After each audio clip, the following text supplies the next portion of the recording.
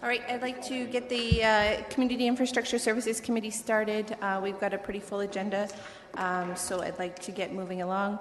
At the end, I think we're either, if we have a breaker at the end, that's when we can potentially do the judging for our Christmas sweater competition. But right now we're going to move forward because we've got a lot on this first part of our agenda. So would someone like to move the consent items? Moved by Councillor Davey. Question on the consent items. Councillor Ioannidis. I don't have a question. I have a conflict on one of them. A conflict? Yeah. Okay. Which one? Item number 2. Number 2? Okay. And I think you have to state the nature of your conflict. Oh, my family owns the property. Okay. Well, doesn't own it, but... And just so you're aware, it looks like you're still chairing because you have control over your buttons. So as soon as you press your button, you're going to cue right into the microphone, just so you know. Okay? Well, it comes up here. As soon as you click in, your microphone automatically turns on. Oh, so I still have the power? You may. You may for today. So so I'll try and manage that for queuing.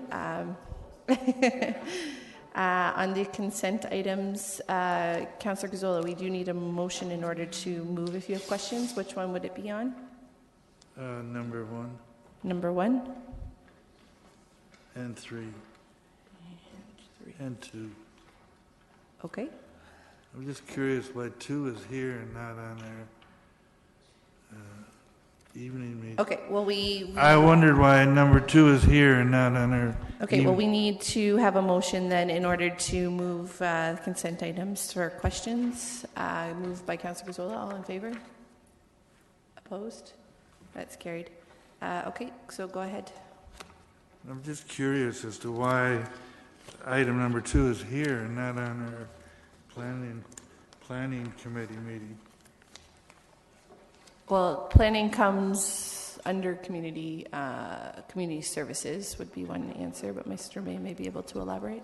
Through you, Mr. Chair, it's a very straightforward report. There really is very little council can do in terms of whether or not you approve or don't approve it. I think the thinking was that there may be delegations coming this evening for the sidewalk issue, and so we wanted to try to keep it as clear as possible. Fine.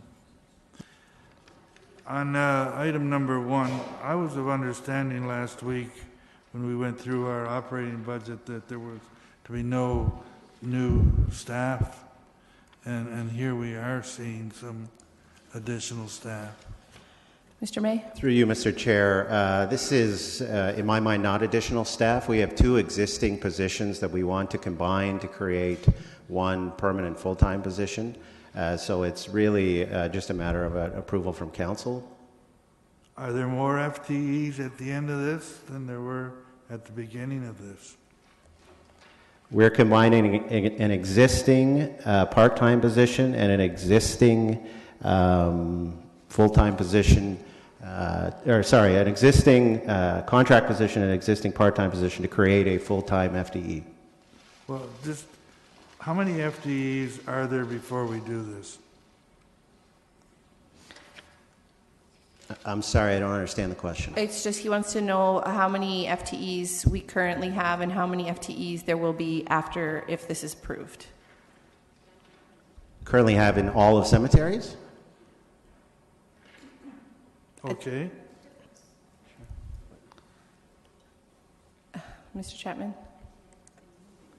Sorry.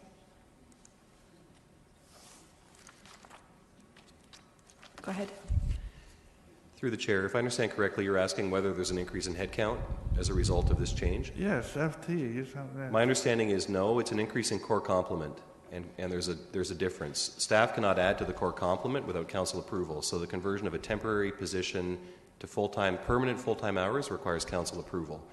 But my understanding is that by combining temporary hours and permanent part-time hours into a permanent full-time position, it's an improvement to the service area. It's really the conversion of temporary to full-time, which requires it to come here today. Well, I tried to do the little exercise on this page 1.1, trying to figure out how many FTEs do we have now, how many will we have, and I thought it was fairly straightforward, but I couldn't figure it out. Okay, that was a comment, there was no question in there. They've answered it, right? My question still is, how many FTEs at the beginning and how many FTEs at Does the... anybody have the exact number? Is that something that you can report back on? Yeah, through you, Madam Chair, we can certainly do that math and send an email to council. Okay, thank you. You're rapidly running out of your 5 minutes, Councillor Zola. So you've dealt with number 2, your questions, and number 3, you had questions. Yeah, I'm just curious as to what's happening. Are these streets that we're dealing with, are these regional roads? And I'm just curious as to why we're charging or what's happening on this. Why are we? Are they not city streets that need to be kept open, need to be plowed? So what are we doing here? I don't understand. That's all. Okay, Mr. Reedman. Through the chair, we have an annual contract with the region, and we maintain their roads, and that's the quote. The number that's set out in the staff report is the cost we charge the region per lane kilometer. So we will be plowing any streets that are asphalted. Any streets that aren't asphalted, that are in a sand or dirt or stone condition, would be plowed and maintained by the contractor. So Grand Link contractor.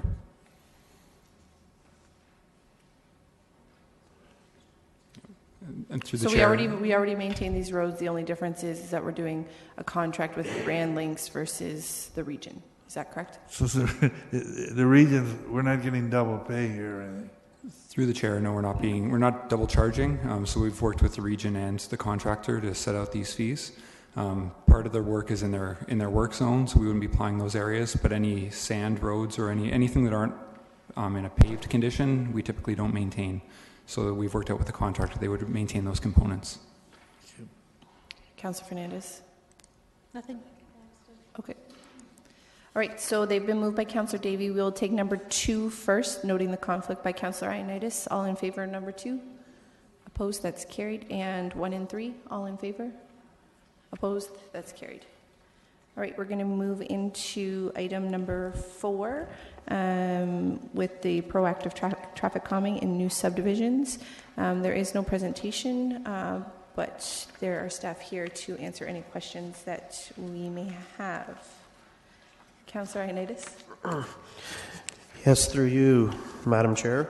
My question is dealing with the contractor, and my understanding of the report, it's the contractor is going to be looking at properties that are repeat offenders. They're going to be given a list, and I just want to get a better explanation as to why that is the case, because... Sorry, yeah, we're dealing with number 4? Yeah, we're doing number 4, proactive traffic calming in new subdivisions. Excuse me? Does anybody have any questions on this? Councillor Yanetsky. Yeah, on number 4, there's 3 drawings of the cross sections of a road shown.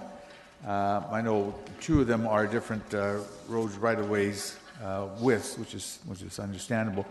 But the ones with the 30 meters, I'm trying to identify what the difference is between the 2 of them. One says there's access permitted and one says restricted, but I can't find what the differences are. Somebody could outline it to me. It looks like it's the buffered bike lanes, but Mr. Reedman? Through the chair, the drawing on page 4-12 has the bike lane in the boulevard space, so totally separated from the roadway, and that's where there's very limited driveway accesses, so it's safer to get the cyclists off the road where there's not a lot of conflict points. And then the drawing on page 4-13 has the cycling infrastructure on the roadway, so within the curb edge to curb edge. So it's a slightly raised cycle track, similar to what's being constructed on Manitou Drive through the reconstruction. All right, now I see the difference.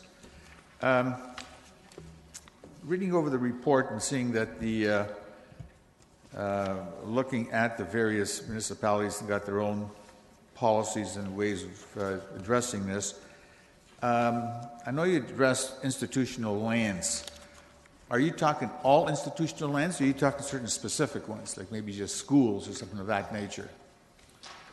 Through the chair, this would primarily deal with school sites, but any institutional land that has high pedestrian activity, we would look at some sort of measure around them. So hospitals and things like that, sometimes we want pedestrian refuge islands since there's a lot of pedestrian generation activity around those locations.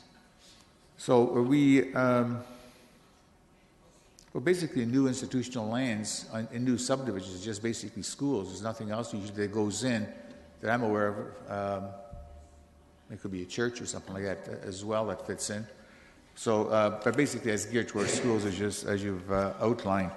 All the various methods that you use, are you going to be implementing all of them, or you will select them as required for every street that's reviewed during the planning process? So, I mean, you got a half a dozen different ways of dealing with it. Maybe you may select one or two, or you're just going to apply all of them.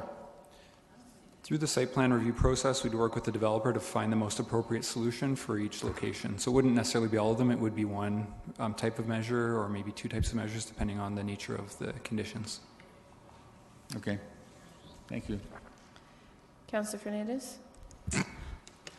Yeah, a couple of questions on this. When we look at the multi-use pathways and trail crossings, and I'm noticing some of these in already, and I think it's really great. But what I do hear from residents is often there's not enough either markings or signage that we continuously see conflicts with cars hitting the edges of these medians.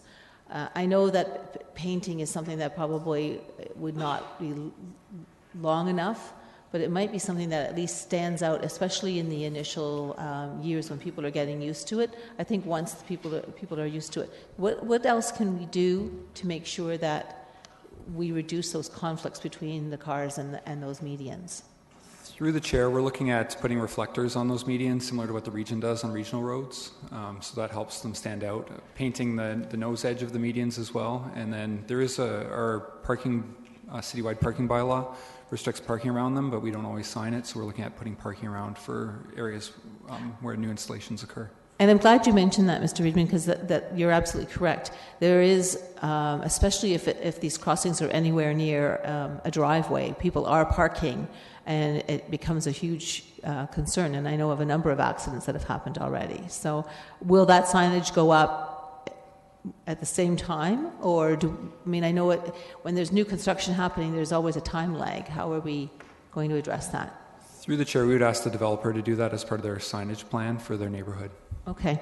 So my other question was, what has been the response from the development industry related to this? We've taken it to the development industry, and they are supportive of the measures outlined in the report. Okay. The other thing that I know that quite often schools are located quite often much later in the development phase, so we don't have the trail crossings or the road narrowings before the school is put in. How are we going to address that? Through the chair, we're working with planning to come up with a mechanism that if the school site isn't located, that we could possibly get some funding to hold until the school's located, and then use that to implement the measures. Okay, so when I look at everything, I mean, this is all very proactive, which is great. I mean, any new development that's happening, we're going to see this in all of those new developments, right? That is correct. Okay, that's very encouraging.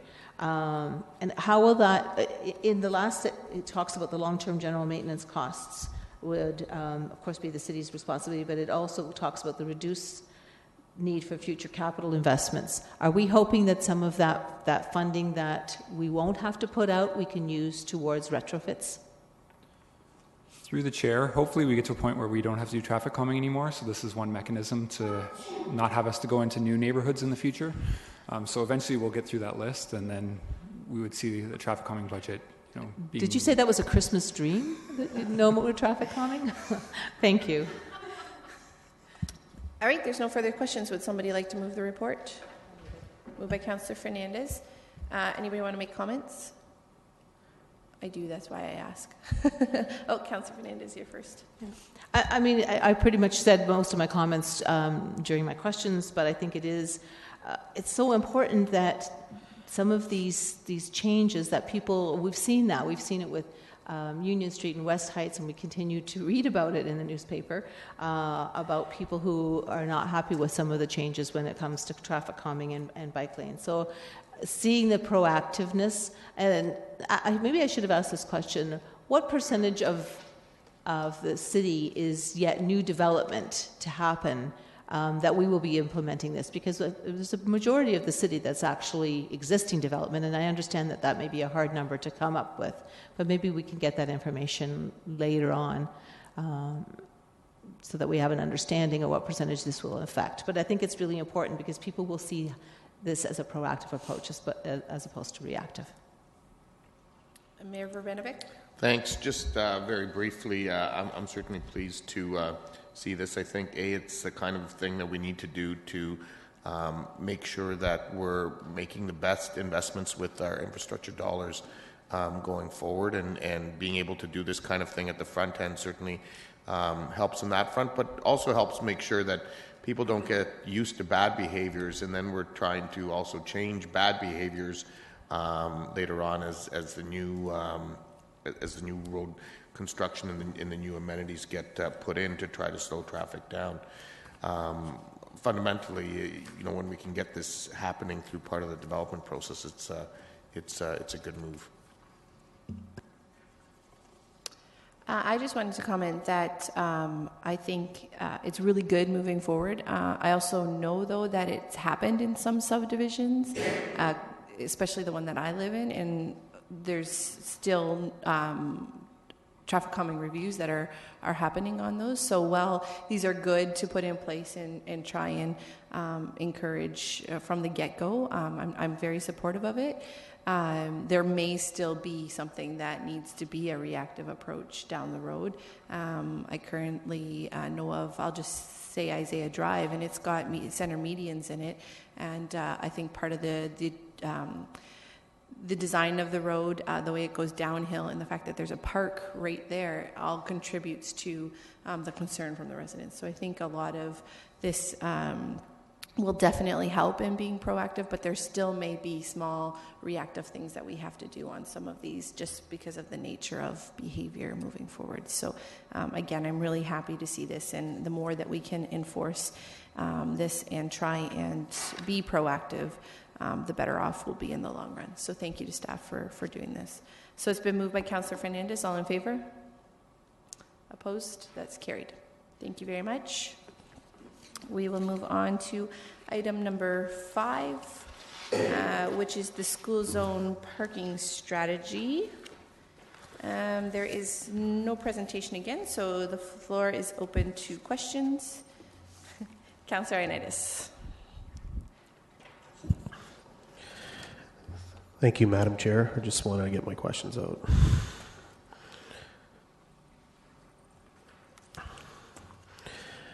Okay.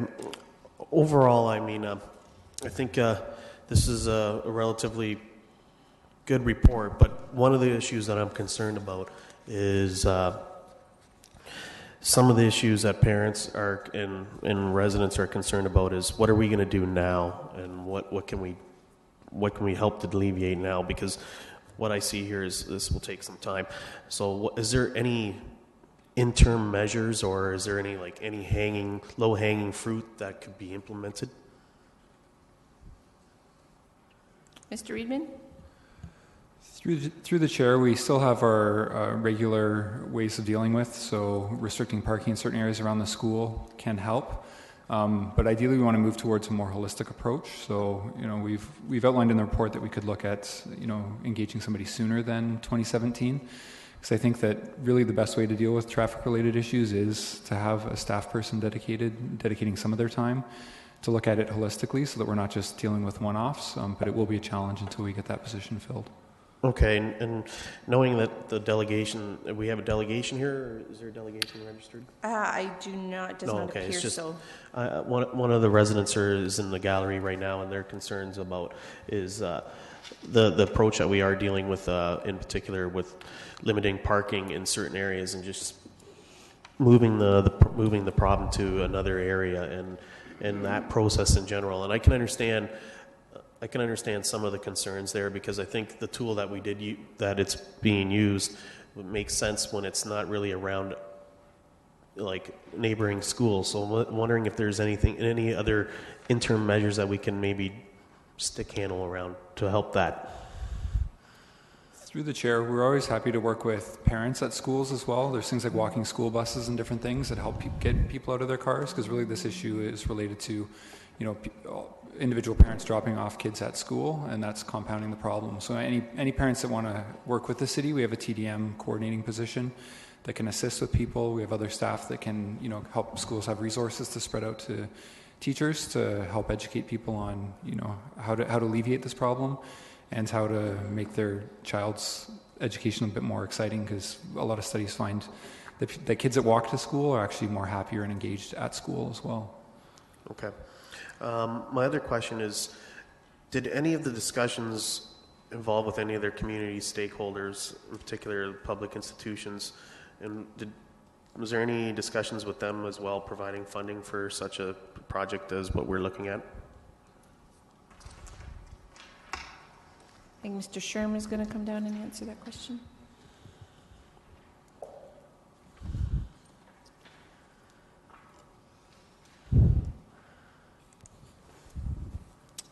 Through the chair, the City of Cambridge just recently approved school travel planning, and part of the TDM position that they have, the capacity within that position is being dedicated towards that, as well as, I think, in the report itself, in the region of Halton, Peel, I don't have the report in front of me, in the region of Peel, they've also, the region as well as local municipalities, the town of Aurora, I believe, have dedicated resources towards school travel planning as well. Very similar to the project that we're proposing. Okay.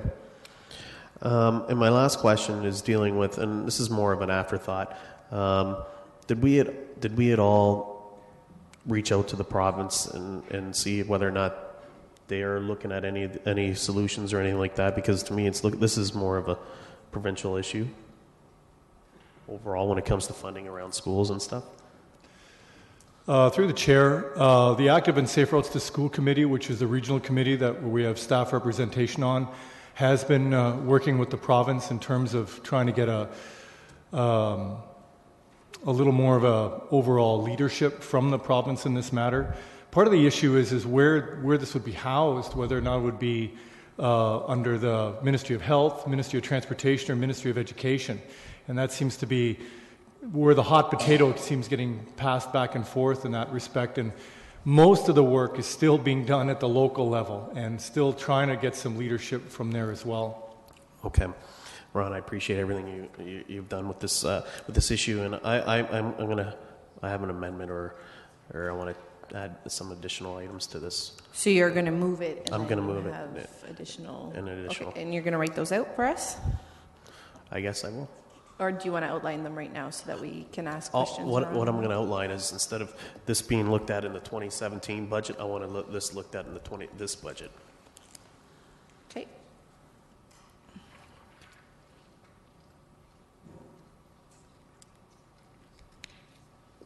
Okay, thank you. Next is Councillor Fernandez. Certainly this is a problem that we've seen just about in every school area. Am I to understand that the school board, because I'm trying to find, I thought I had seen that, yes, they've got a half-time staff equivalent working on the school travel plan pilot project that's on page 5-7. Is that correct understanding? Through the chair, that was part of a pilot, so we looked at 4 schools in the area with that person. So that's the only project that they're looking at right now, is that pilot for the region. So just the pilot project, which is part of that flow chart and part of the survey that was done? Through the chair, we conducted the survey, but the flow chart is the process for a school traffic planning project. So for each individual school, that's the timelines that would be laid out. The region did look at the 4 schools as a pilot, and that's how we estimated how much time we would need for this project. Okay. I guess I'm not quite understanding why the funding needs to come from us for this. I mean, yes, we are responsible for roads and sidewalks, but part of the problem comes from the school board. When the schools, some schools have a kiss and ride, and I know I'm certainly not advocating for more parents to drive their children to school, but there are schools that have been built with a kiss and ride, and it's the principal of each individual school that closes those kiss and rides. Is that not correct? Through the chair, yes, that's a decision that's made at the local school level. So you've got different levels of governance, I suppose we could call it, who are making decisions based on what's happening at their school, creating the problem of more and more parking along the road, right? Yes, through the chair, the kiss and ride locations tend to be a negative feedback loop. They create more and more traffic, so ideally we would like to shift away from those types of facilities and get people into active transportation modes. Because what other schools find is if you have kiss and ride facilities, it becomes a management challenge during school hours, and oftentimes you could be continually expanding those to meet the demand. So then why is it a school that is not under the separate or public school board is able to manage a kiss and ride and do their parking lot and their driving through with minimal problems? I mean, I think this is probably a bigger question than both of you gentlemen can answer. And that's why I don't see that us putting in a 0.4 FTE or a part-time person is going to resolve that problem. It's a broader issue than how is that one person going to be able to encourage parents who are committed to driving their kids to school for whatever reasons that they're driving their kids to school. And I'm getting into comments, but it's because it's so frustrating. Here. Yeah. Well, I'll definitely open it up for comments at comment time. Yeah, but we've got a lot more questions. It's I think what I'd like to see is, and I've mentioned this to both of you gentlemen a couple times, is how can we actually take an area around a school and say no parking within a 5-minute walk with a JK student? Have we ever considered doing something like that? I mean, I've spoken to all kinds of parents about this and school councils, and some people will vehemently disagree that they can't walk 5 minutes with a JK student. But if we push out that zone, have we thought about that as a part of a solution? And yes, it does push it out to other streets, but at least it disperses it. Through the chair, we have had the discussion with the councillor. One of the issues with broad no parking or no stopping zone is enforcement. We're already having a challenge with as the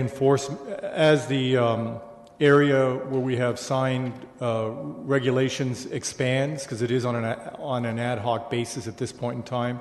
It becomes increasingly an issue for enforcement to actually enforce those regulations. So I think it would be really difficult if we were to define either by distance or time, an area around a school to be no stopping to be able to enforce such a broad area effectively. And then there would be the impact on the local residents as well. I'm not sure every resident would really want to see that. But I'm just speaking hypothetically now. You're saying that you don't think every resident who lives near a school would be happy that there are no cars parking and stopping in front of them within a 5-minute walk of a school? Through the chair, I think that we need to be careful. Not every situation is the same as we move down this. That's where school travel planning, I think, is an effective tool.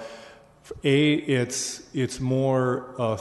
It's quite thorough, actually, and that's why it's such an intense staff resource required for this, and doesn't have the same solution necessarily for every school, because conditions are different for varying schools, and to simply have an area that is an expansive area around a school and not permit stopping may not be an effective solution in each case. But we have to get the buy-in for parents, right? Your time is expired. Okay, then you can definitely queue back in. Councillor Schneider. Thank you. Through discussions I've had with principals of schools in my ward and from the answers that we're hearing this morning, one of the biggest issues is parental buy-in. And I'm hoping that when the stakeholders are chosen for this committee, that parents and the school councils are part of this, because I think they'll have some really good input and come up with, the reasoning for why they are dropping their kids off at school. Are they being considered as a stakeholder?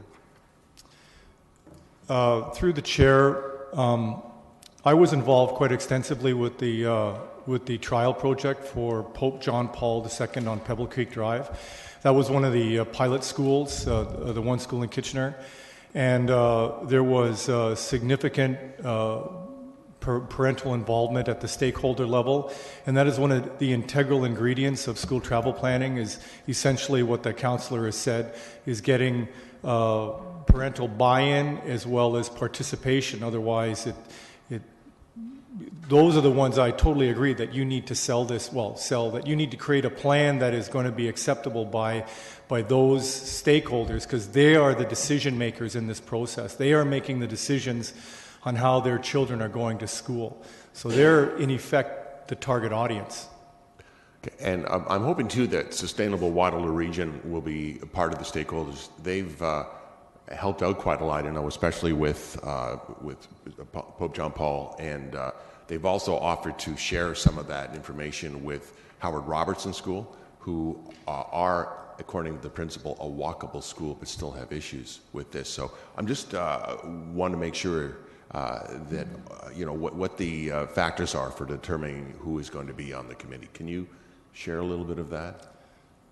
Through the chair, as the report states, the overall coordination will still be done by the Region of Waterloo Health Unit and Active and Safe Routes to School, which did involve Sustainable Waterloo in the initial pilot project.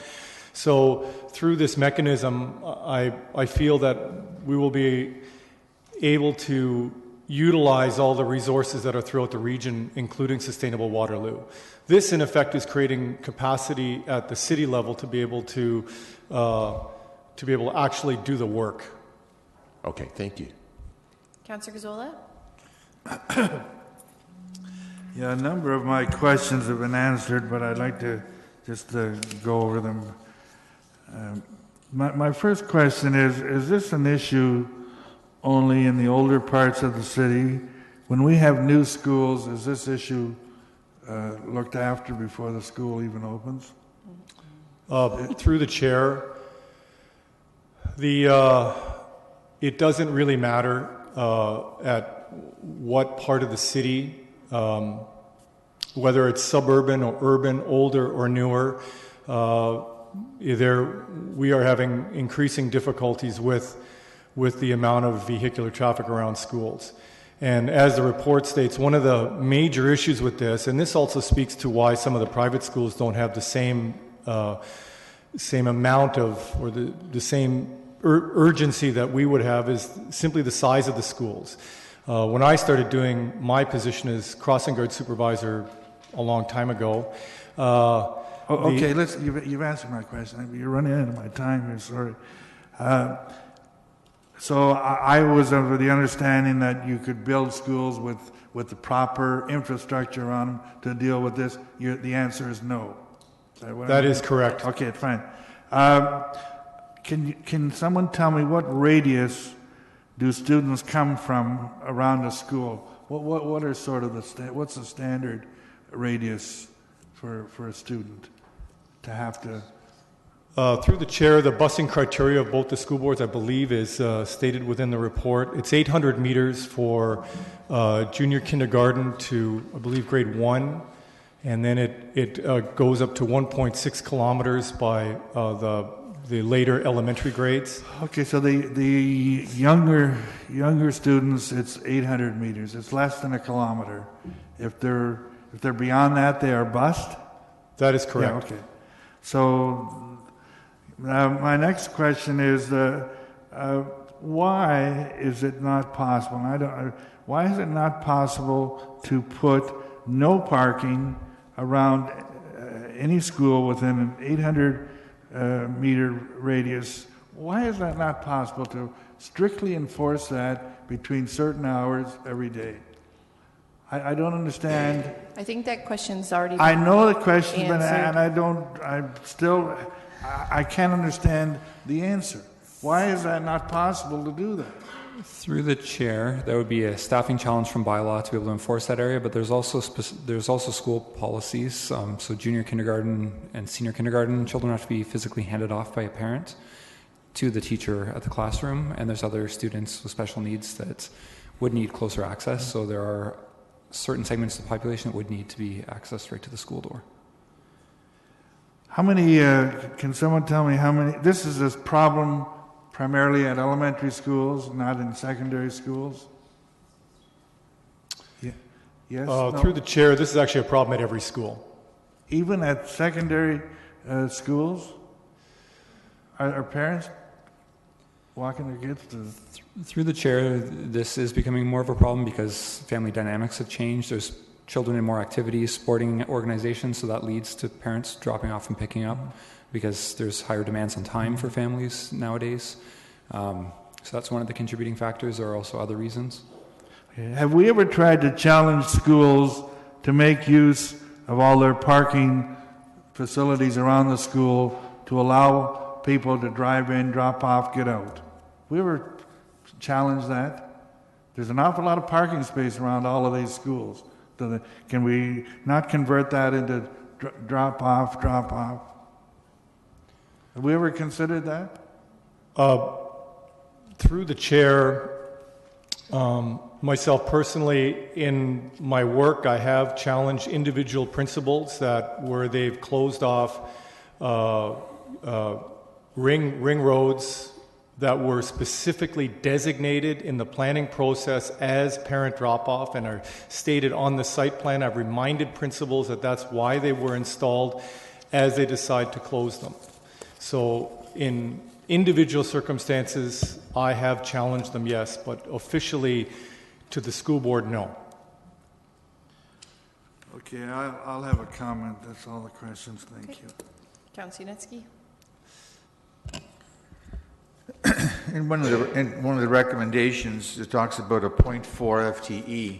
What I'm trying to understand, is this a position that would be occupied by a current person in the future to deal with this matter from staff, or are we talking, and is this going to be an ongoing type of viewpoint, not viewpoint, but a sort of a position that will be addressing this?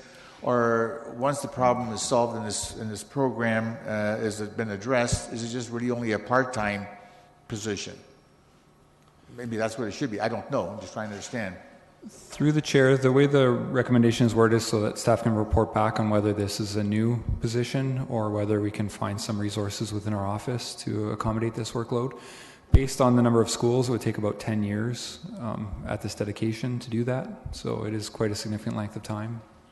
Because you did indicate there's so many schools, and to do that for each school throughout the city will take a 10-year program time frame. Is the school board dedicating any type of person as well to address this, or is it just all City Kitchener work? Through the chair, this would be a partnership with a bunch of different organizations, including the school board. So we'd rely on them for data on their students, helping to facilitate the meetings. So there's components of each. We would have the staff person that would be leading this, so it would be similar to what we do in a transportation demand management role, where we work with employers to try and shift mode splits. So it would be a similar situation for this, but focusing just on schools. Okay. I had another question. I just can't remember what it was, so maybe I'll come back later. Okay, Councillor Singh. Yes, thank you. So I think this is a good report and a good direction tying into our earlier discussion with the council direction for allocating funding towards trails and effectively outlining, the right courses or trail networks that can be utilized by parents to make it safe and shorten the distance.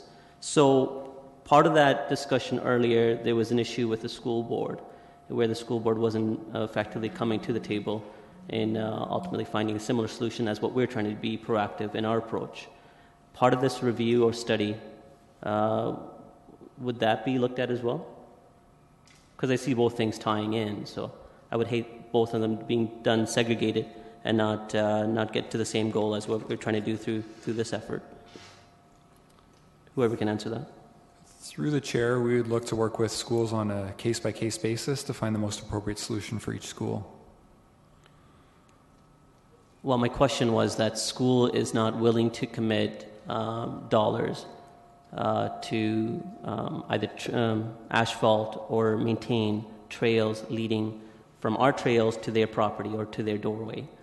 And we are effectively going, looking at a study and a review over a 2-year period of seeing is it effective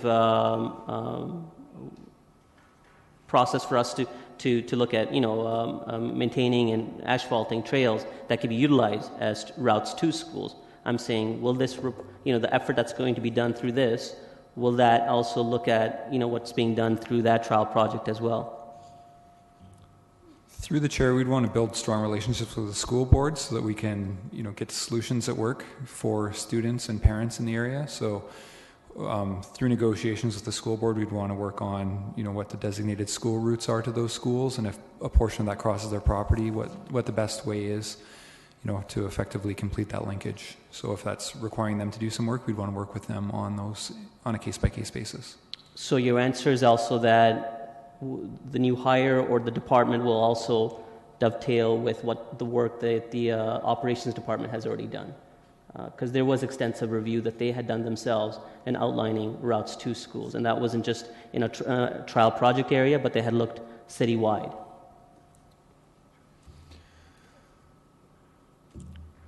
Through the chair, in working, and I know that with working with Pope John Paul II, infrastructure was one of the big discussion points for access to the school.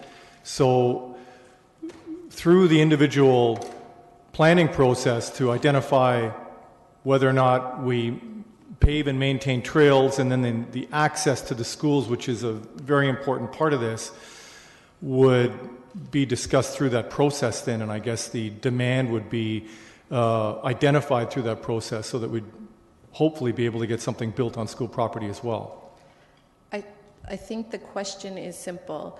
Is the 4.4 FTE going to work with operations to make sure that you're making a coordinated effort? Is that the question, Councillor Singh? Of course, yeah. Sorry, I misunderstood the question. Yes, I would anticipate that would be working with operations. I think that'd be integral to be working with operations through the process. Yeah, it's not your fault. I complicate myself too sometimes. So through the earlier report, when we had received it, we were told that the school board wasn't obliging. Have we gotten any indication other than that, from that point on, that there is willingness for them to proceed forward in some sort of discussion? Or no, we're still at the onset of negotiations or dialogue?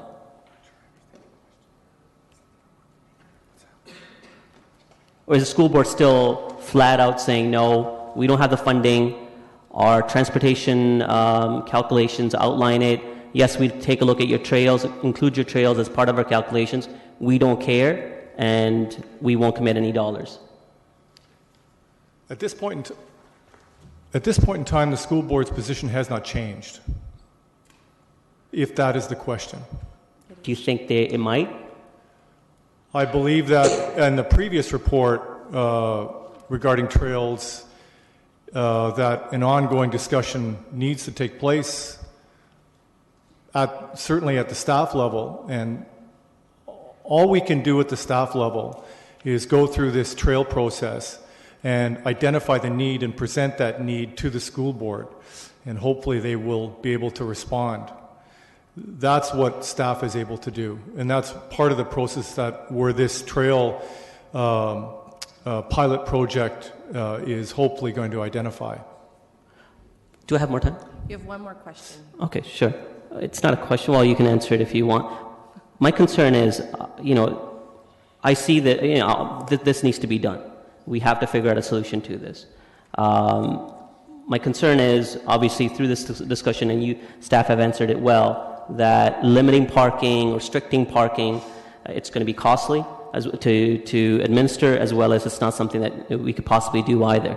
To outline alternative routes or to encourage people to do it, I'm seeing limited options. Other than the earlier TAR project that I kind of referenced to, is there anything else that could jump out and say, you know what, there are ideas on the table? I know that a part of this is to do that work. Can you reference anything? And my apologies if someone asked that question earlier and you've already answered. They did? Through the chair, where we've had success at different locations, including Pope John Paul, is identifying areas where parents are able to pick up and drop off students. We've also had success in the past at schools such as W.T. Townsend, which unfortunately now is not doing this anymore, but where they were operating their ring road in the mornings for students to be able to access the school. They actually had dedicated staff resources where they could hand those students off to. And it would be to get more buy-in from the school in terms of providing some sort of resources in managing this, I think would go a long way, and we've seen examples where it's worked rather well. Okay, thank you. Councillor Marsh. Thank you. So I wonder if staff could comment on whether or not the consideration of French immersion students has been on the table so far, because that the public school board's policy is that if a student is outside of the homeschool range, then parents are expected to get them there, and so that's compounding the issue. Has that been part of the discussion? Through the chair, the French board, the two different French school boards, both the public and the separate board, we haven't honestly considered... Ron, I'm just going to stop. I think the question's not about the French school board. It's about French immersion in the public school board. So, yeah. So that's right. I'm sorry, I misunderstood the question. That's okay. Yeah, you did say French immersion. I heard that. That would be part of the policy decision that would be done at the board level, and I think what the council is referencing to is that students who are coming from out of boundary to attend these schools, and that is a challenge, and that would be one of the things that would be dealt with through the school travel planning. Mm-hmm. And perhaps at that point is being able to negotiate some on-site drop-off for those students that really truly need to be driven to school, that would likely be I would think would be dealt with through this process. It's a little hard for us to... Pope John Paul II, I don't believe had any out-of-boundary students, so we didn't really have that experience set in dealing where we have out-of-boundary students who are not being transported by the school. So this would be something that definitely would have to be dealt with as we deal with those schools. Okay, so at a staff level, I understand that there's no opportunity at the school board at this point to increase their staff complement towards these projects, but maybe it's time for the school board trustees to be involved in this conversation as well. Have they already been requested to provide some funding towards this process? Through the chair, both school boards, as the Active and Safe Routes to School Committee has been essentially doing its work over the last 10 years, there's been a number of times where both councillors and school board trustees have been invited to different meetings and workshops to try to effectively get buy-in from them. Okay. Well, as I'm newer to the table, I haven't been in on those conversations at all, but I would expect that that's got to be part of the solution, because 10 years, and this isn't even yet implemented at all, but if it is, it would take, we hear it would take 10 years, that's too long. So I'd like to, that's a comment. Anyway, thanks. Councillor Davey. Thank you. Most of my questions have been answered, some cases twice. Just had a quick comment or question, on the motion that's going to be brought forward with respect to bringing it forward for the 2016 budget versus 2017. Just wondering if staff has an idea what the impact might be for the 2016 budget year? Through the chair, I would estimate that if it's just for 0.4 time and we can't allocate it within our staff resources, it's probably around the order of $50,000, maybe 60, somewhere in that range. And He said 50 to 60,000. 50 to 60. He's not sure. He's just giving that off the top of his head. 50 to 60. That's the estimate right now. Okay, thank you. And final question. It is recommended for 2017 in the report. Is staff ready to implement a new person this year? And I guess as an aside, what is the risk in waiting till 2017? Through the chair, I guess the risk in waiting 1 year is we're dealing with one more year of issues more broadly. One of the challenges potentially budgetary. We may have some funding in the TDM funds if we need to allocate towards a new staff person, but it doesn't. I had calculated the math before this, and it looked a little bit tight for the next couple of years if we were to hire somebody right off the bat. Okay, thank you. I just want to ask a couple. I know there's more questions. I'm going to go back around again. I just have 2 questions before we go around. And they're more ideas, I guess, than questions, but I guess my question would be, has it been looked at yet? So the first one would be with regards to the kindergarten. Would there be a solution that we could try to implement that have the teachers outside in the drop-off area that makes it a lot quicker? Because I do understand the concerns with the kindergarten. Is that something that's been looked at? On an individual basis, yes, it has been. And W.T. Townsend is an example that did exist up until this year, where they did alleviate that that policy by hand dropping off the SKs and the junior kindergartens to a staff person. And so, yes, in individual circumstances, it has been looked at. Okay. And it is a policy that we are looking at Active as Safe Roads to School as being an issue that needs to be looked further at. This issue of delivering them, and we recognize that this leads to an increase in traffic, and it needs to be mitigated. Okay, thank you. And then my other question is regarding bylaw, and I know they happen to be in the gallery right now, so I don't know if they want to answer, if you want to answer, but have we ever looked at dedicating more resources from a bylaw staff where you can have more of a team approach and kind of dedicated approach to try and help educate and make aware the rules? Because no one's following the rules right now, even if we have no stopping signs up. They just take their chance and hope for the best. Has that been looked at, or is that something that can be brought forward in the future? Understanding there'd be costs associated with. We haven't discussed with bylaw increasing staff resources. Actually, the enforcement program that is in place right now works very well in the immediate vicinity of the school, where the challenge becomes as you expand beyond, and that is perhaps a discussion that needs to be had. Okay, thank you. We will go around. I'm just going to look. Councillor Gazzola, you have more questions, or are you queued in for comments? Okay, Councillor Singh, comments? Okay, Councillor Fernandez, I know you still had a question or two. Go ahead. Yeah. Again, some more ideas around the possibility of addressing the no stopping, no parking within a certain perimeter on the school. And I've seen it done at St. Kateri, where parents who are dropping kids off for SK, JK, or children with special needs had decals. I mean, that was a school initiative. It wasn't a school board initiative. Again, to me, it seems like we are the ones who are doing all of the work. We're the ones that are sitting at the table with the Active School, and I know there are some school board trustees. I've been to those meetings.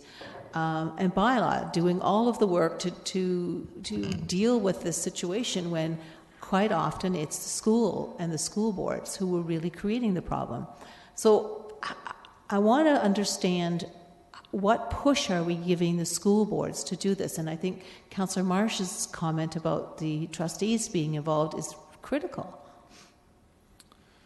Through the chair, I really do believe this is a partnership between all organizations. It's estimated that 20 to 25% of AM peak traffic is school-related traffic, so that's wear and tear on our roads.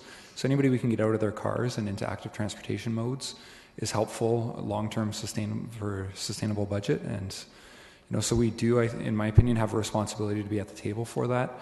And we would work with all our other partners to see what resources they could allocate to this program. And I agree with you, Mr. Reedman. It is a partnership, but the problem is it's our budget that's taking the hit.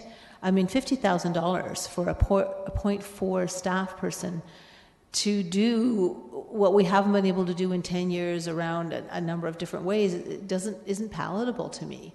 And it really comes down to buy-in from the parents. And I mean, I've stood out there and talked to parents, and I've been sworn at by parents, and I know that there are school council people who have been trying very, very valiantly to hand out notices and talk to people.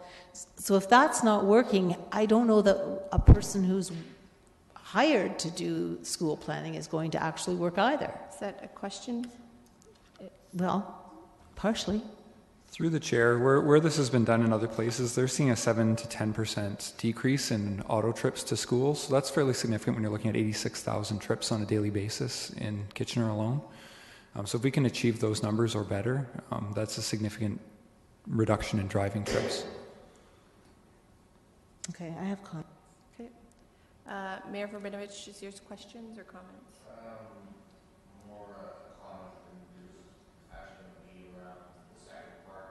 That's fine. If it's a comment, I'm going to go in the queue and then come back. You guys have it up. I just don't.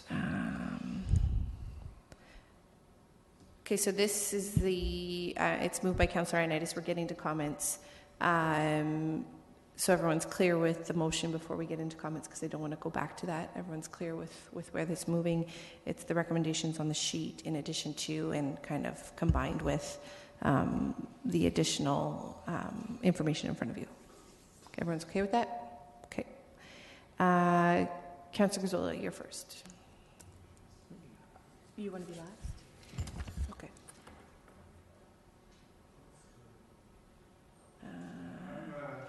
Okay, go ahead.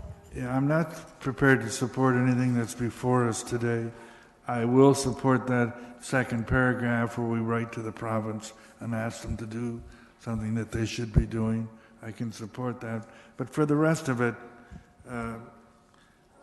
I can't support, and I don't fault staff. They've written a good report, have clarified everything, getting a better understanding.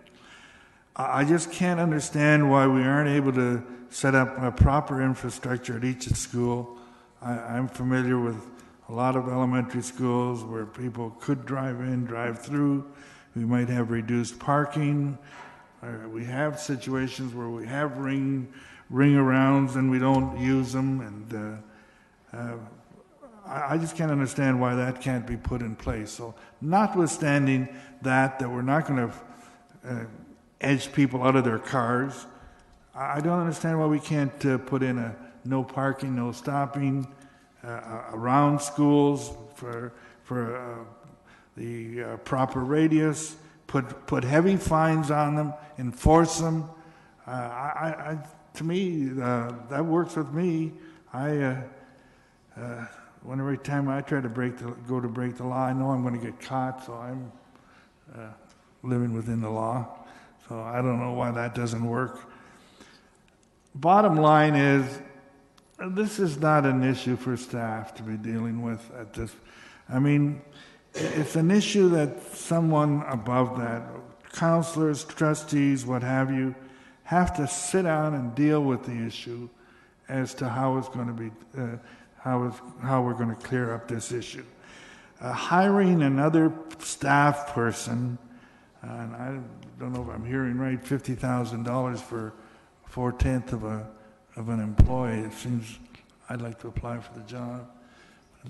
I don't see that that's going to bring any answers to this. Not that it might not help, but when I hear, we have an organization of stakeholders set up, a committee that have been in place for 10 years, but the bottom line comes down that each individual school principal trumps everything else. So what, I mean, if we don't change that, forget it. We can hire all kinds of staff people. I don't think anything's going to change. It's time to take some tough stances on this, and what we're doing here is just prolonging the issue. I mean, I'm not opposed to throwing more money at this issue if that needs to be done. I don't care if it's school or whatever. It's all the same taxpayer, but we need to deal with it with so many other things. We need to get people out of cars, and we do pussyfoot around. We don't take a strong stand. We need to take a strong stand. Okay, we'll take the last clause of Councillor Arnaitis' motion separate. And just to be clear, as we continue to move forward, the first clause there on Councillor Arnaitis' motion actually takes out clause number 3 on the staff report. It replaces it, just so everyone's clear how that's going to work. Councillor Singh, you're next. Thank you, Madam Chair. I agree with part of what Councillor Gazzola said, that we do need to do something about this. And I think that's absolutely right. This is a problem that's gone long enough, and it's only getting worse. I am upset that we're having to support this without the school board coming forward as an active participant in figuring out a solution to this and committing resources along with us.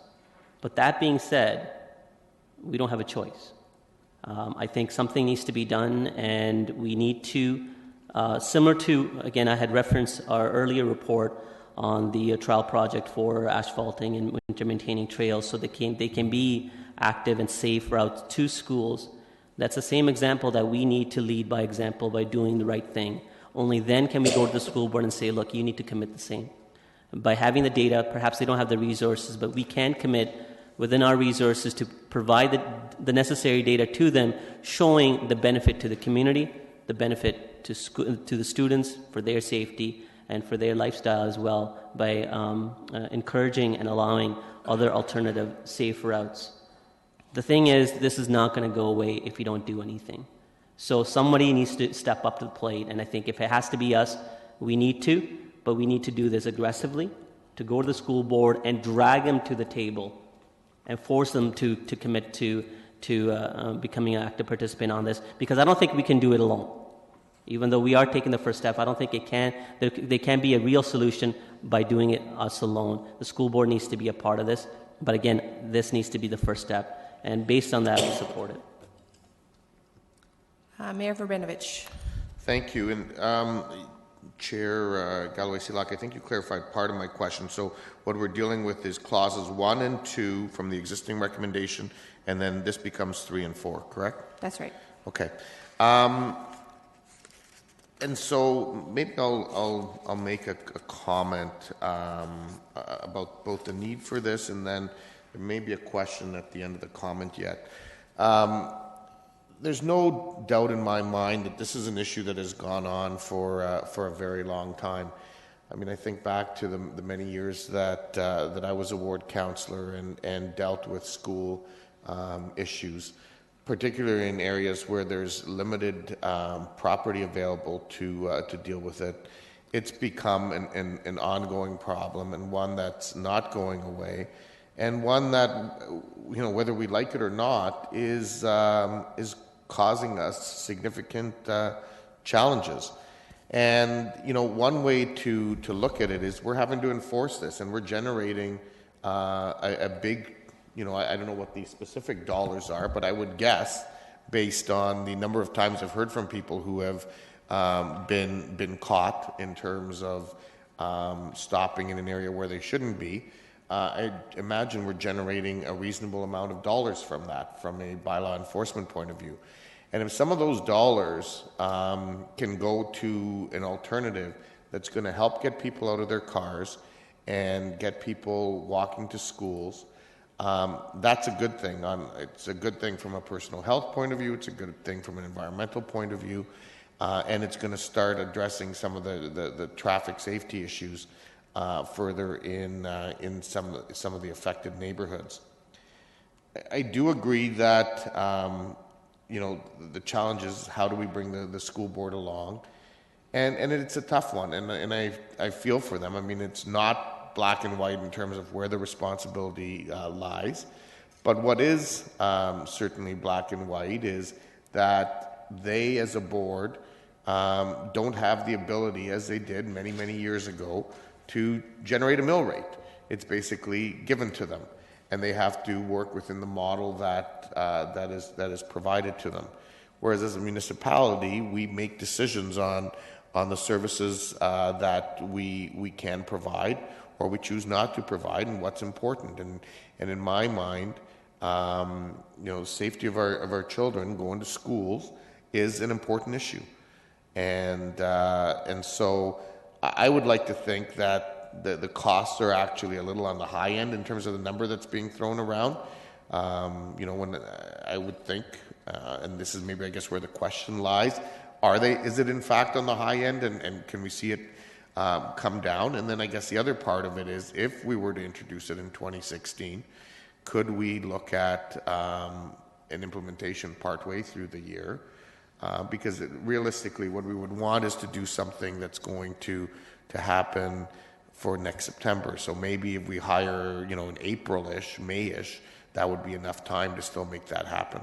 I think those are all things that could be included into the report that would be coming back for the 2016 budget. So I think you raise them, and I think staff hears them, and if this proceeds forward, that they can then include, what would it look like at half a year, what would it look like at 3/4 of a year, and the actual cost of the 0.4 FT. So I think your points are raised. I don't think they need to be answered right now. That's fine. I'm fine with that. Councillor Fernandez. So one of the things that I looked at the results of the survey, and it was quite discouraging to see how many peer municipalities are not really working. It doesn't seem to be that they're working together with the school boards. And Mr. Sherm talked about partnerships, and I have to say that I don't see a lot of partnerships happening with the school boards, and especially when they're closing ring roads and Kiss and Dry. The reality is, it doesn't matter how much incentive and how many carrots we dangle. It's the parents who are the decision makers, whether they drive their kids for fear of safety of their children, or because they're challenged with time management. They're the decision makers, and hiring a staff person may reduce some of the problem, but I don't think it's going to be the whole solution. I think that there's, our bylaw guys and gals have been out there taking a lot of flack from people who just don't want to follow the rules, and yet they're sending their children to learn about the rules and to learn about how to participate in this world, and yet they are setting the worst example of all by challenging our bylaw staff from parking in no stopping and no parking areas. I think that there's got to be more than just throwing money into a staff person on this. And I don't know the solution either. I think we've all been talking around and around and around, and the only one that I continue to throw out to staff and to talk to people about is a complete ban on stopping and parking, except for possible decals or things that you hang on your mirror saying that you're a JK parent or a parent that needs to drop a child off with special needs. The rest of the population need to be able to walk 5 minutes to a school, and I don't see why we cannot use that legislation, our bylaws, to do that. And I think that may not be palatable to those people who want to drive their kids to schools, but I think many of us walk to school and we're still standing and we're still able to talk about it today. So, I don't know that I want to support a staff person at this time. I certainly think continuing to support the active and safe routes to school, but the school board has to come to the table. If they want to be part of this, then let them cough up the other $25,000 if that's what it's going to cost for $50,000 for an FTE. Let them bring the other half of the money to the table. Councillor Snyder? Thank you, Chair Galloway Seelock. It's apparent that school board buy-in and participation in this is absolutely essential. It's been my experience that they're fine with throwing a problem at us and letting us deal with the cost and the fallout of it, and I want that to stop. As far as a no stopping situation in front of every school, I have just recent experience with Franklin School, and they did that. They did a change, and it just moves the problem to other streets. So that's not a solution. We do need parental buy-in in this and participation. If you're part of the solution, you'll also happily implement what those solutions are. So just for me, it is, I'm fine with us participating and being part of this, but it is essential that the school board is part of this. Sustainable Waterloo Region has already done some great work, and I'm hoping that, as Mayor Brvanovic says, as we do the study and we find some solutions, that we can implement smaller ones as we go, so we don't have to wait the full term of this study to get everything done. I think it's absolutely essential that we do that. I will support this motion because it is reporting back on the ability to allocate for this, not to allocate. So, thank you. Thank you. Councillor Netsky. I agree with a lot of comments that have been said around the horseshoe here in terms of addressing this issue. It's an important issue. My area basically is a well-established area, and I still have these issues come up on several occasions.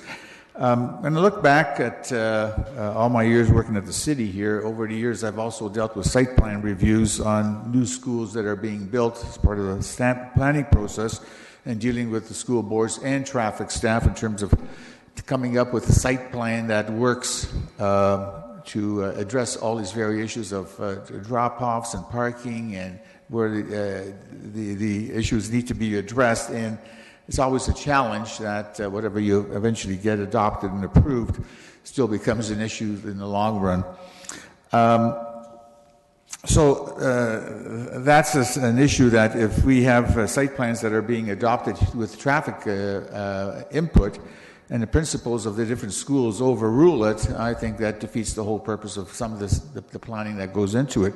And so I think there should be some type of direction given to the school board that the principals not have that prerogative to exercise and be removed, and have the implementation of the site plan etched in stone that be followed. Comment by Councillor Gazzola in terms of maybe having no parking within a walking distance of 800 meters. I think that probably is a good step forward, because now that forces people to drop them off at further distance and forces the need to walk to school for the children in the area, and enforcing that may become more of a challenge because they probably need more staff to do enforcement. But that's something that maybe should be looked at as part of this review.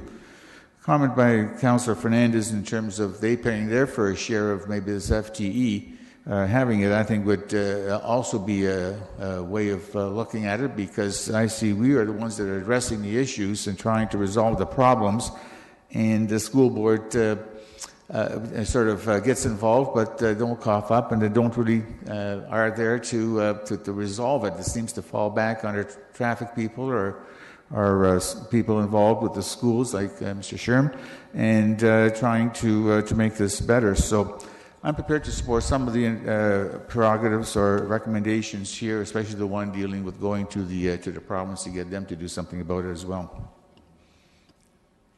Okay, I'm just going to make comments before I turn to Councillor Ioannidis for the final comments. I just want to say that we are a stakeholder in this. We don't necessarily create the problems, but we are a stakeholder when it affects a number of our different divisions and departments throughout the city, and affects the flow of traffic on the road. So we are a stakeholder, and so we have to put something into this to help to resolve. But I do believe it needs to be a partnership. I think we have to be clear that it may require the addition of a staff, but I think we've heard clearly from staff that they're also going to look at their resources within transportation, within the transportation department, to see if they can juggle resources. And I think that that's going to be an important piece of information moving forward. I'd also like to add, if we can look at the possibility of increasing presence of bylaw around schools and what that looks like from a resource perspective, and what that looks like from a a funding perspective.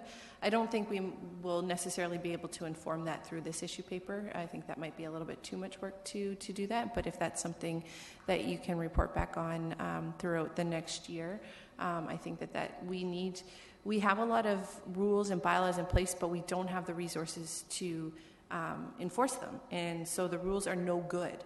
And so I think that if we can look at it from that perspective, we may help decrease some of the behavior that's already happening.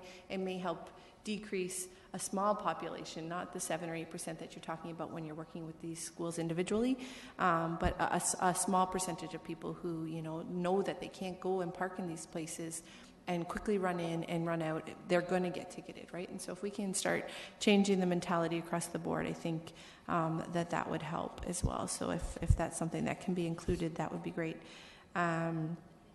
And again, just with clause number 4, which is around the budget process, again, it's another issue paper that we're going to end up dealing with on final budget day, and I think it's important to have that information for this year to see if we can start tackling it. But if we can't, then we can look for it in the future moving forward.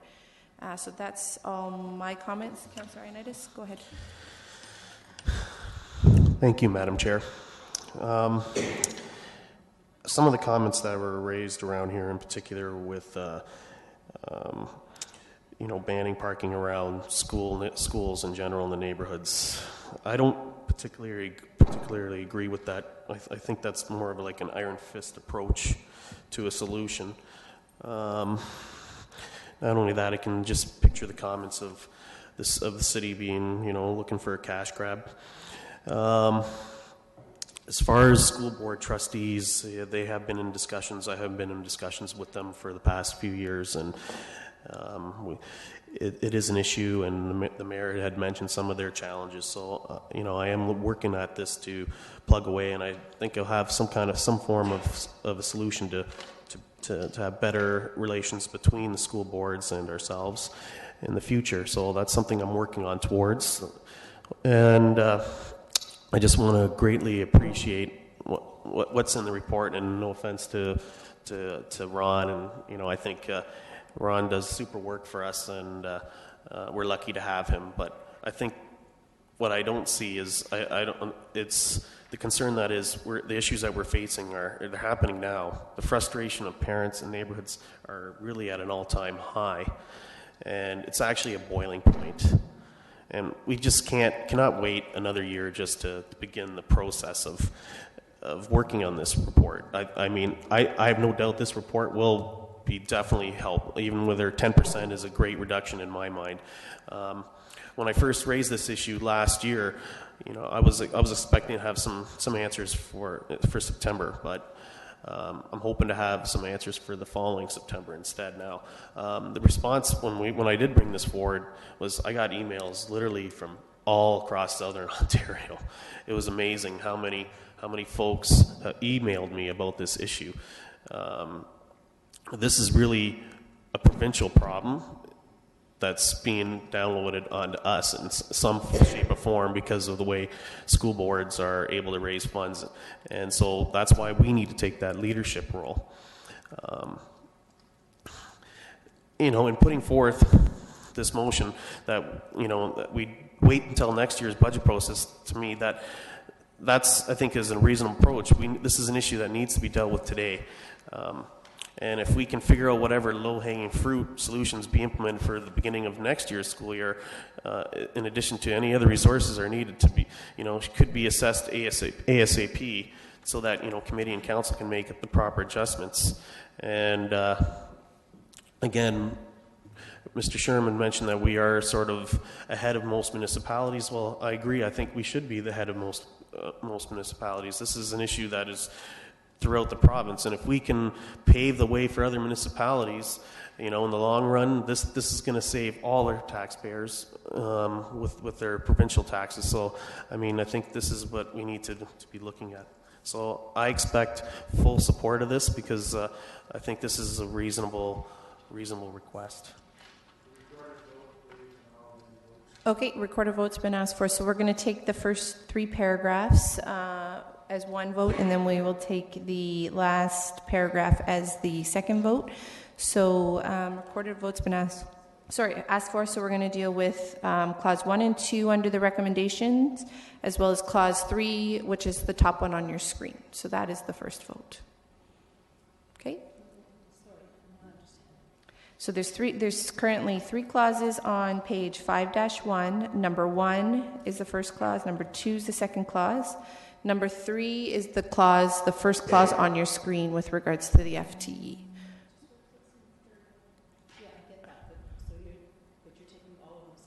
No, I'm dealing with the first 3 together and the last one separately, because that's the only thing that's been asked for from Councillor Gazzola.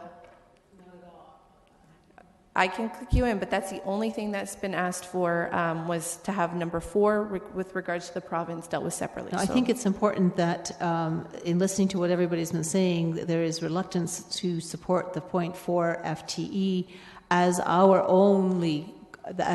only funder. Okay, and there's no more comments that need to be made. You'd like to have number 3 dealt with separately as well. So I will deal with 1 and 2 together. I will deal with the 2 on the screen separately. So we are dealing with 1 and 2 clauses under the staff recommendation on the staff report first. Recorded vote.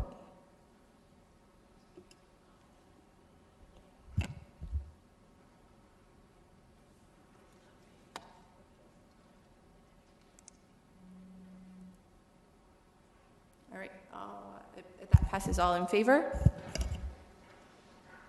Opposed? That's carried.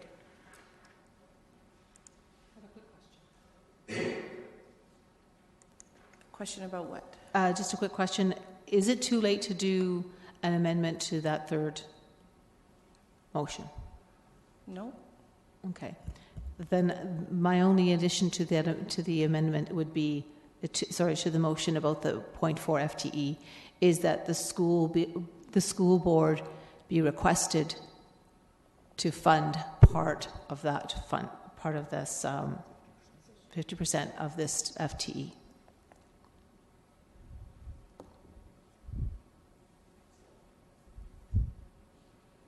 I'm just, in my head, I'm trying to run through if now's the time to make that amendment, or if it would be at budget time would be the appropriate time to make that change, because this is just to bring forward, whether staff are going to be able to resource it in-house or not and come back. So I'm just, in my head, trying to decide. We're not making a decision on it other than to report back. So I kind of look to staff, I guess, for some guidance, whether it would make more sense to put that, if it moves forward, put that in place now, or have that discussion on budget day when the issue paper comes forward. Does anybody have any idea when it might be best? Mr. Chapman? Through the chair, I was thinking along the same lines as you were, that this position may not even be supported on final budget day, and so it may be appropriate that you consider whether or not to support it. If funding or headcount is found internally, that may dictate how you make a request to the school board and what you're asking them for. So it may be appropriate to wait until you deal with this on final budget day, and a part of a condition of your approval may be, in fact, that we approach the school board to look for funding, or at least advance the request. Yeah, what I'm concerned about is that it would look like we're not supporting the idea of having a staff person working on this. Let's just use the number 25,000 right now. When $25,000 is a yes or a no about supporting the position, if we know that the school board is able to fund the other half of this position cost-wise, then that may make it an easier decision at budget time.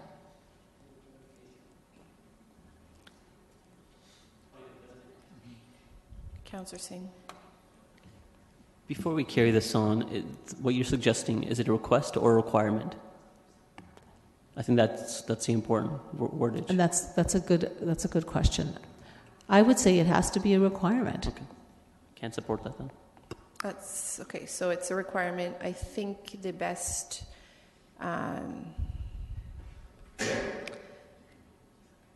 I'm trying to assist in putting it in the right place, so I'm not trying to. And Councillor Marsh.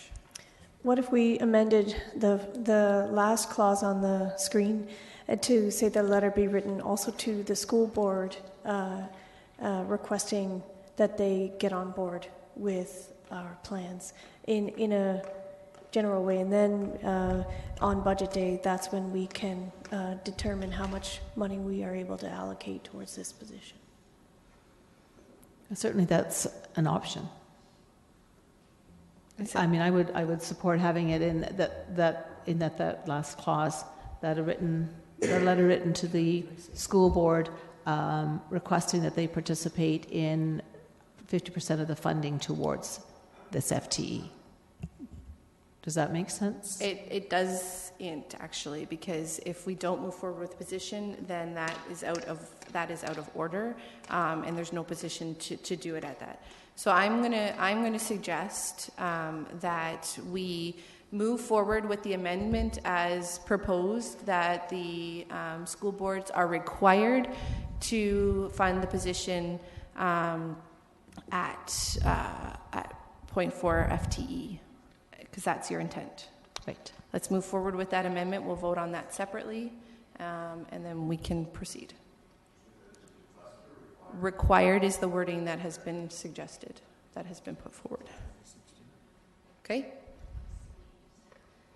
Okay, so to be clear, we are currently voting on the amendment that the school board be required to support 50% of the FTE, and we'll just move with that. Point of clarification. Sure. So if this new amendment fails, Yes. then it would need 3/4 of committee during budget to revise that. Is that correct? I want a bit of clarification on that, because if this dies right now, then you can't really bring that up, can you? Well, that's why I'm asking for clarification. I don't know, because we're in committee. So I think we're in committee, so no, the answer would be no. Okay. That you could still, it could be, the issue could be resurrected at final. Okay, date, that's what I if want to make understand that correctly. clarification. I'm seeing nods from Okay. people who have the no.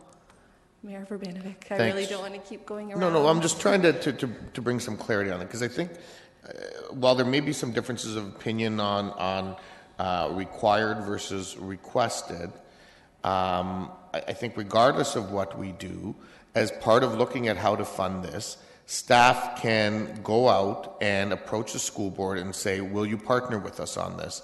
And that would come back as part of the report. And regardless of what our motion was, if it passed or failed today, that can still happen. It's just a question of, is there the weight of council behind it, or is it something that staff is going to do as part of any normal preparation of a report? And I'll just say that if the required fails, I'm certainly prepared to move that we request the board to do this, because I think that is a reasonable thing.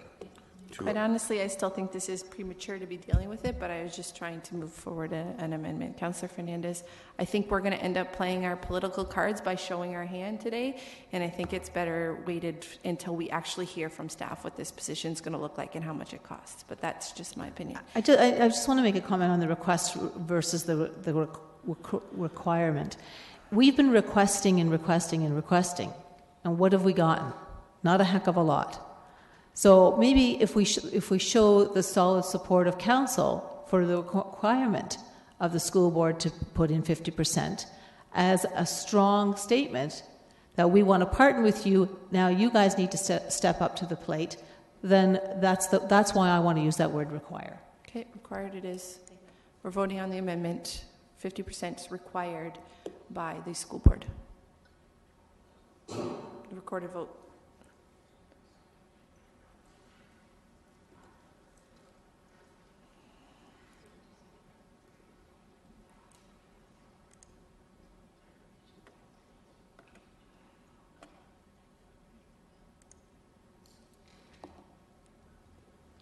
Those in favor? Those opposed? That's defeated. We are not going around. We are now moving forward with the next recommendation, which is to move forward with the FTE for final budget day in that clause.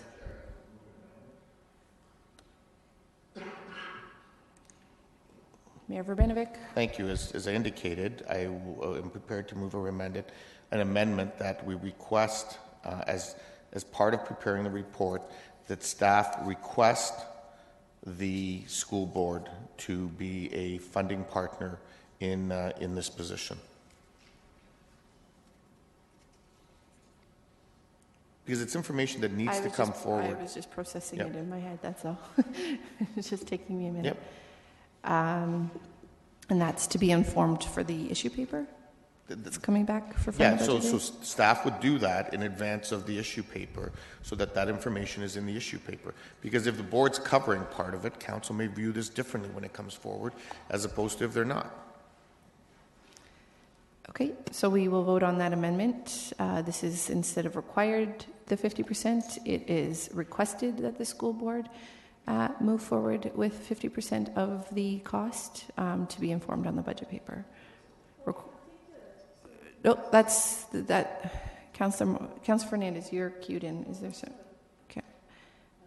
Councillor Marsh. The way I heard the amendment was not about a percentage. It was just to be a partner in the funding, and so that adds more flexibility. That's fine.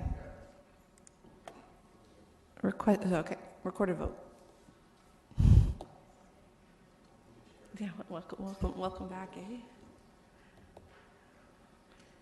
Oh, I haven't voted.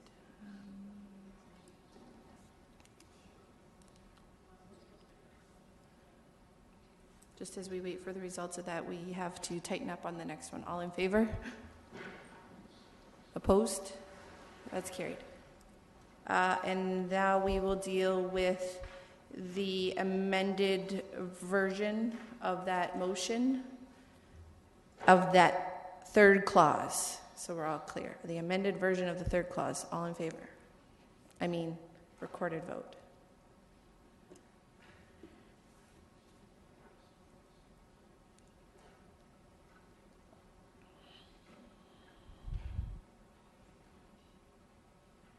All those in favor? Opposed? Opposed? We need to stand. Thank you. And the last recommendation there, number 4, which is writing a letter to the province asking for their assistance. Recorded vote.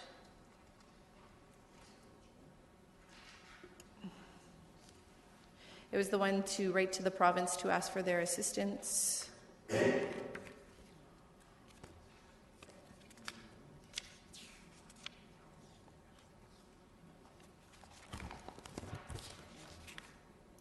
Councillor Fernandez, can you vote, please?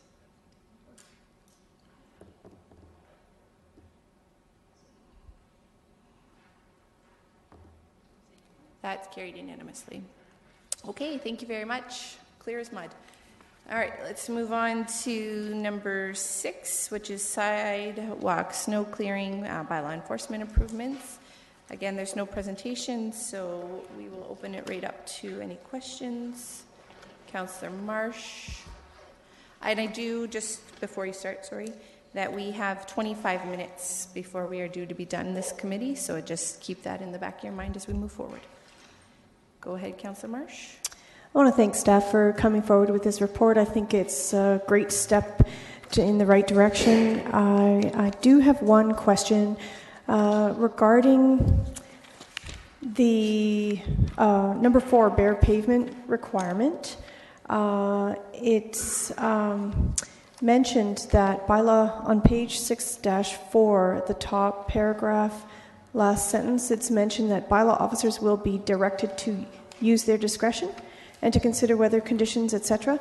The clause, I'm concerned about that phrase, use their discretion, because as mentioned earlier in that section, it may vary from bylaw officer to bylaw officer as to how they interpret things. And so I'm wondering if staff would be interested to consider changing that to be more specific, perhaps referring to a wheelchair, or if the bylaw officers could be directed to consider whether or not a wheelchair or stroller would be able to easily navigate the sidewalk instead of the term use their discretion. Would that cause a problem? Ms. McNeil? Through the chair, I don't believe that would. We don't want to limit it, but on the other hand, last winter when we dealt with the frigid weather concerns and the ice, that was what we used to establish a protocol for discretion with staff, was to ensure that somebody with restricted mobility would still be able to access that and it was still walkable. So anecdotally, that's how your bylaw officers are using their discretion? Correct. Great. So then can we then specifically add that to, I mean, it's not a motion, but just to make it clear that that's the type of discretion we're asking staff to use? Okay, thanks. Councillor Etherington. Through you, Madam Chair, just one quick question. Gloria, that $345 that we charge if we go out and do the work, how often do those get paid?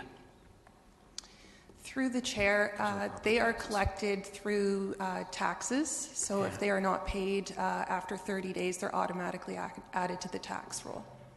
Okay, and the alternate fee for a private contract the cost is going to be $280, is that correct?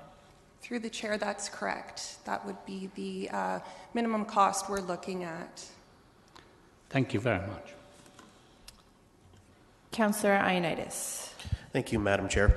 My question is with regards to the contractor and being provided a list of current offenders, and my understanding from just reading that report, to me it looks like they'll be able to be proactive in providing clearing, doing a bylaw role. So to me that doesn't seem like it should be part of the contractor's role. So maybe I'm confused. So if you could just clarify that for me, that would be terrific. Through the chair, this would be a list of chronic offenders who we've established a history with. So year after year, they do absolutely nothing with their sidewalk in terms of making any type of an effort to clear it. What we would do is our process now is that every homeowner or resident is provided one warning each season. So we would still follow that protocol with these chronic offenders, but just any time after that, the contractor would have a list. So basically, if they went out and there was no attempt to clear the sidewalk, they could do that just on a proactive basis. Okay. I have a little issue with that because I don't want to leave a third party to be able to determine whether or not it's their role to clear snow. So I might have to deal with that after. I'm just going to wrap my head around that. Sure. Councillor Schneider? Thank you. In terms of the removing the 24-hour waiting period to make a complaint so that the citizen would not have to call back, how do we make sure that that complaint then doesn't get lost? Through the chair, currently all of the calls come in through the corporate contact center, so they are recorded in the form of an ACR that comes to our office. So that would, just the same as any other bylaw complaint that would come through. So we would then open a file based off of all of those ACRs coming in. Okay, so I understand if they call in before the 24-hour period is up, then once the 24-hour period is up, then you would receive those complaints. Through the chair, we would receive them immediately, and we would open a file immediately. We would just sit on them in order to give the homeowner the 24 hours to have time to clear their sidewalk, and then we would follow up after that period of time. Okay, thank you. And under public awareness, we're getting the word out about the agencies that can help citizens with their snow removal at a small charge. And I know that in a discussion that Councillor Marsh and you and I had, we mentioned the topic of, I believe it was in Calgary, snow angels, so neighborhood volunteers who would just do things for free. I'm wondering if it's possible, maybe it's not a question for you, but also of staff, that we could create maybe a database of people in a neighborhood who may live 3 or 4 doors away that could willingly help out clearing snow. Through the chair, I have spoken with other staff members, and that is something that we are looking at getting more details and more information on as to whether or not that would be a program that we could run here and how that would work. Great. And I know that you're also dealing with getting the word out there on social media. We have, as councillors, received what we call social media helpers, which is a small background on this and links that we can post on social media. I'm wondering if that can be also sent out to our media outlets so they can easily have these links and information all kind of prepackaged to post on social media, if that's possible. Okay, thanks. You're getting the head nod. Councillor Singh. Yeah, and before I ask my question, I may be formed in a bit of a comment as well. I want to say that I think the timeline that was given to staff to come forward with a solution to this very serious problem, very complicated problem, was completely unfair. And I think we have to be a little bit more reflective on when we give direction, that sometimes when the solutions come back, may not be exactly what we had expected them to be.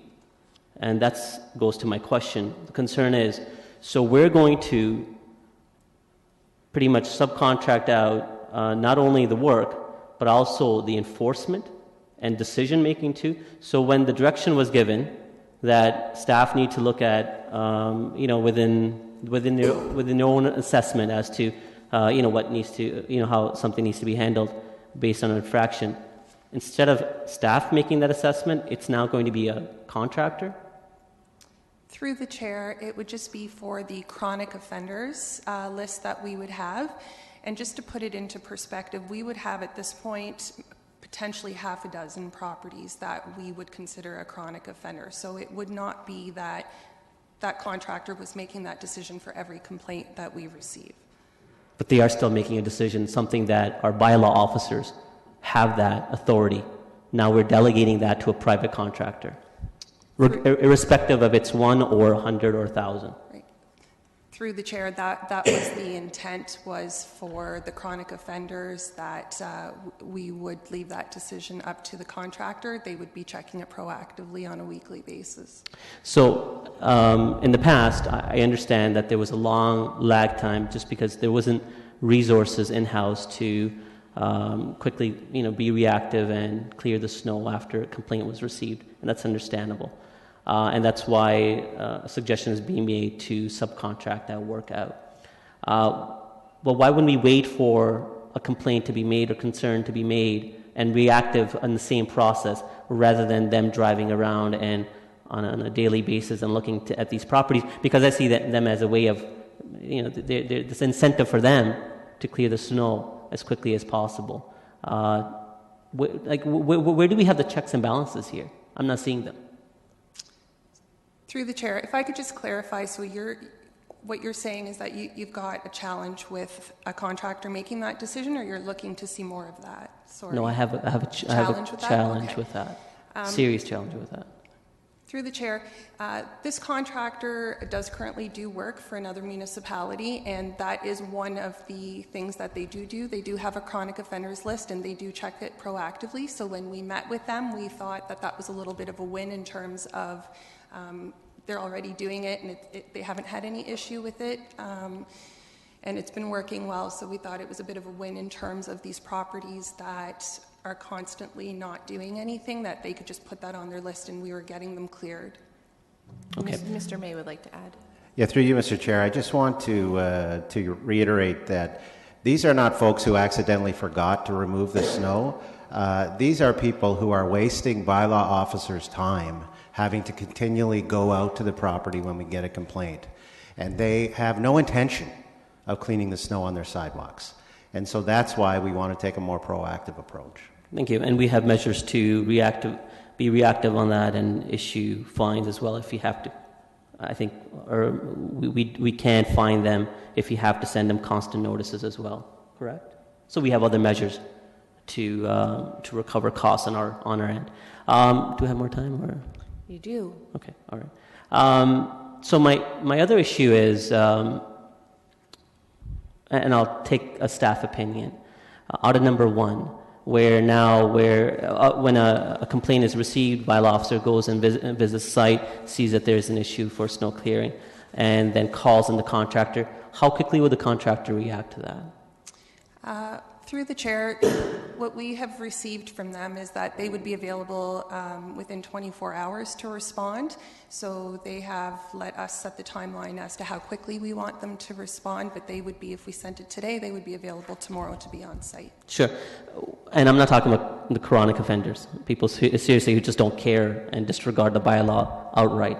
I'm talking about the average person who may not react within that 24-hour cycle, depending on their personal family circumstances or whatever occurrence may be happening in their life. And someone calls in, and within 24 hours, do we have an assessment as to how many, based on the number of complaints we receive overall, not the chronic offenders, but overall, of how many calls we would be, or notices we would be issuing out where the contractor would be used? Do we have an assessment? Through the chair, we average approximately 2,000 complaints a year, and potentially 80 of them are sent for clearing. Not all of them get cleared, because sometimes by the time operations arrive, they've already been done.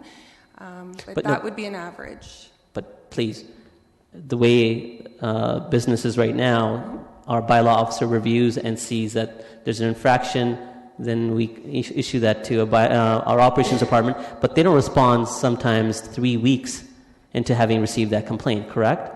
But I'm saying now, when a bylaw officer notices that there's an infraction and within 24 hours calls in the contractor, how many notices do you think we might be issuing out? Or this type of work would be forwarded to the contractor? Through the chair, it's hard to gauge. It depends on the type of winter that we have. If we go with past winters, it would probably, if we're sending 80, then potentially we could be looking at 80. Just to clarify though, the setup that we do currently have is that when the officer goes out, they take a photograph of what the sidewalk looked like when they were there, and the contractor also takes a before and after photo once they go out to clear. So we would have all of that information to look at. And then certainly if that person... But that time cycle's shrunk quite a bit. Correct. So I know my time is up. Let me quickly just say this. Time is beyond up, Councillor. I know, and let me just quickly say this. Again, I started by saying that staff were not given the necessary time to look at full comprehensive options. We're looking at limited, and perhaps that's maybe the reason with my concern. But I understand the difficulty that staff had. Councillor Singh could have been waited for a comment, so I'm going to try and keep everyone on time, but that was a lot extra, and that could have been saved for a comment. Councillor Yunetsky. Yeah, thank you for the report, and it's good that we're taking a more proactive approach to this. And as you know, I've dealt with you in the past on some of the issues.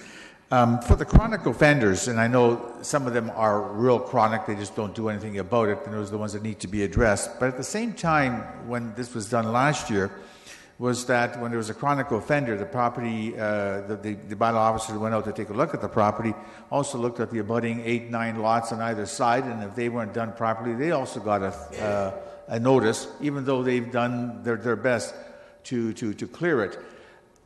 Are you still going to be dealing with those properties abutting the chronic offender as well this season? Through the chair, yes, that's actually council policy that we have, that for every complaint we receive, that we inspect 8 properties on either side of the one that's complained about. So we will continue to do that.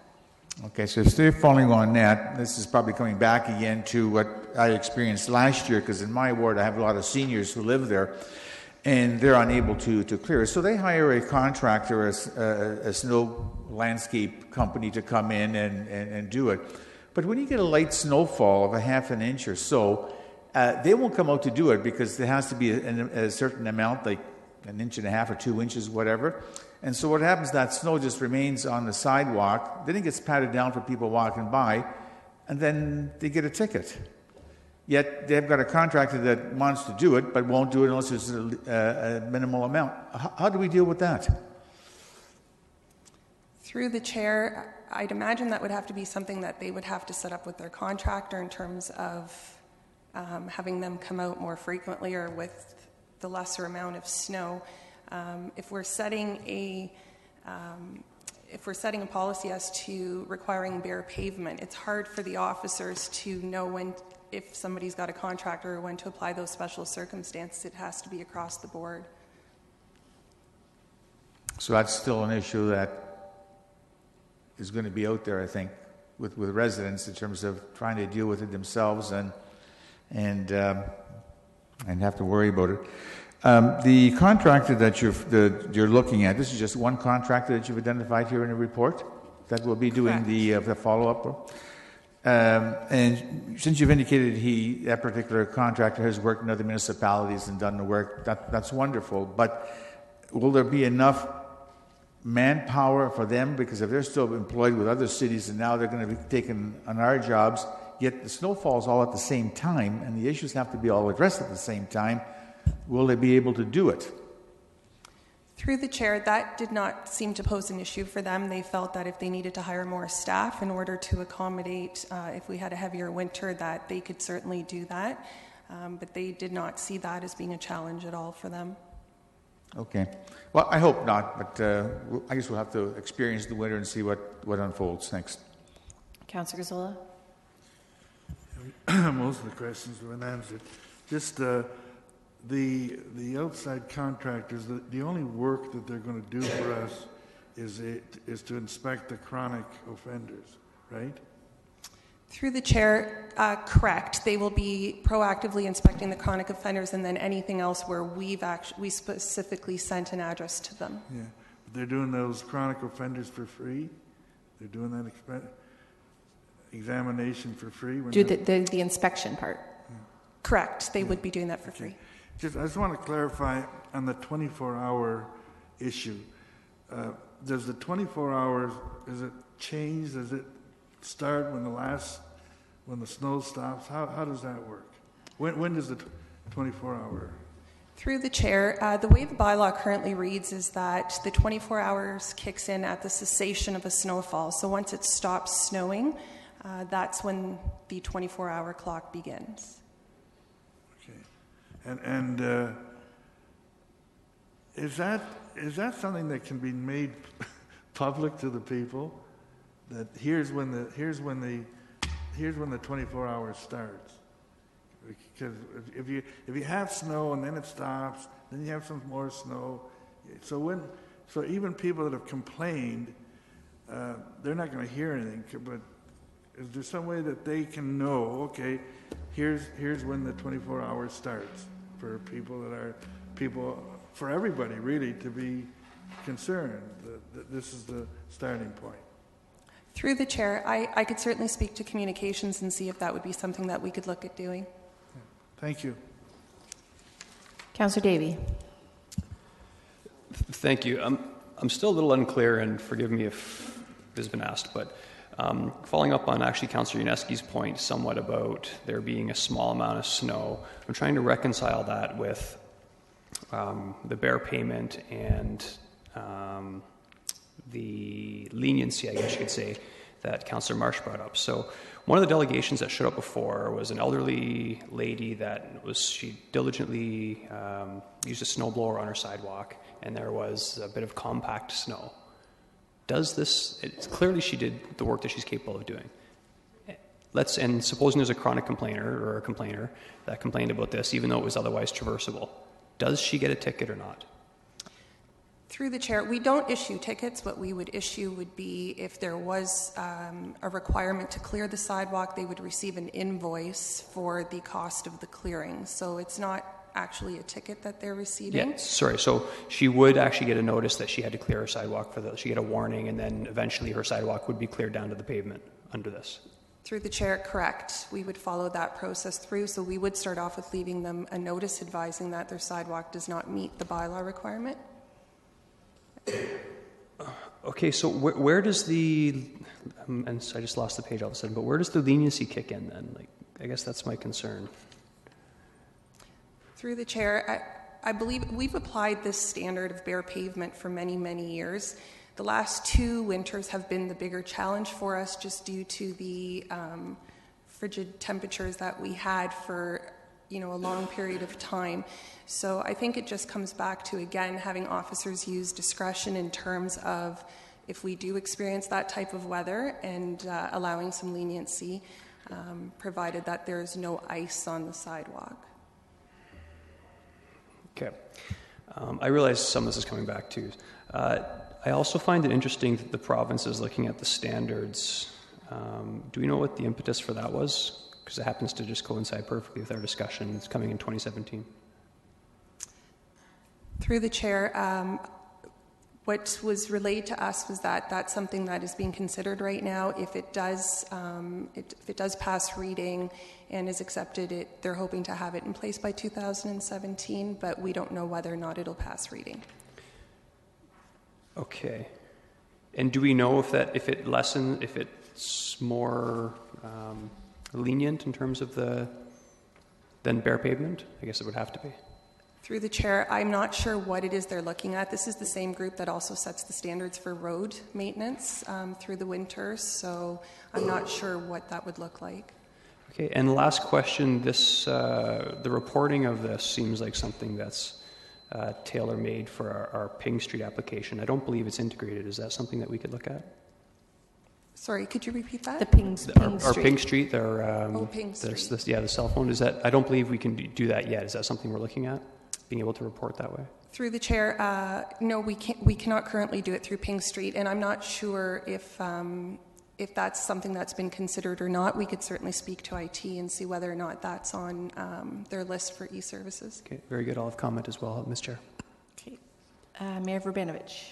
Thank you very much. Some of the questions I had were already asked, but just on this issue of having outside people involved in a degree of enforcement, this would be new to Snow, but if it's my understanding, it's not new to bylaw enforcement in general. And I guess where I'm going with this, we have a whole list of people that we allow to do parking enforcement on our behalf. Is that correct? Through the chair, that is correct. We do have private property officers that do parking enforcement on our behalf. So whether we're talking about those private property officers or we're talking about, this contractor that's going to deal with, a handful or two handfuls of people by the sounds of it that are chronic problem people, I presume there's there's training and expectations that are put on them by bylaw, and there's some sort of checking in mechanism that we utilize to make sure they're doing what they're supposed to do and not going over and above? Through the chair, that's correct. We have sat down and reviewed our expectations with them. They would also be providing, like I said, before and after photographs, so that's something we could review based on every time they've been out to see whether or not it was warranted before we actually do the invoicing.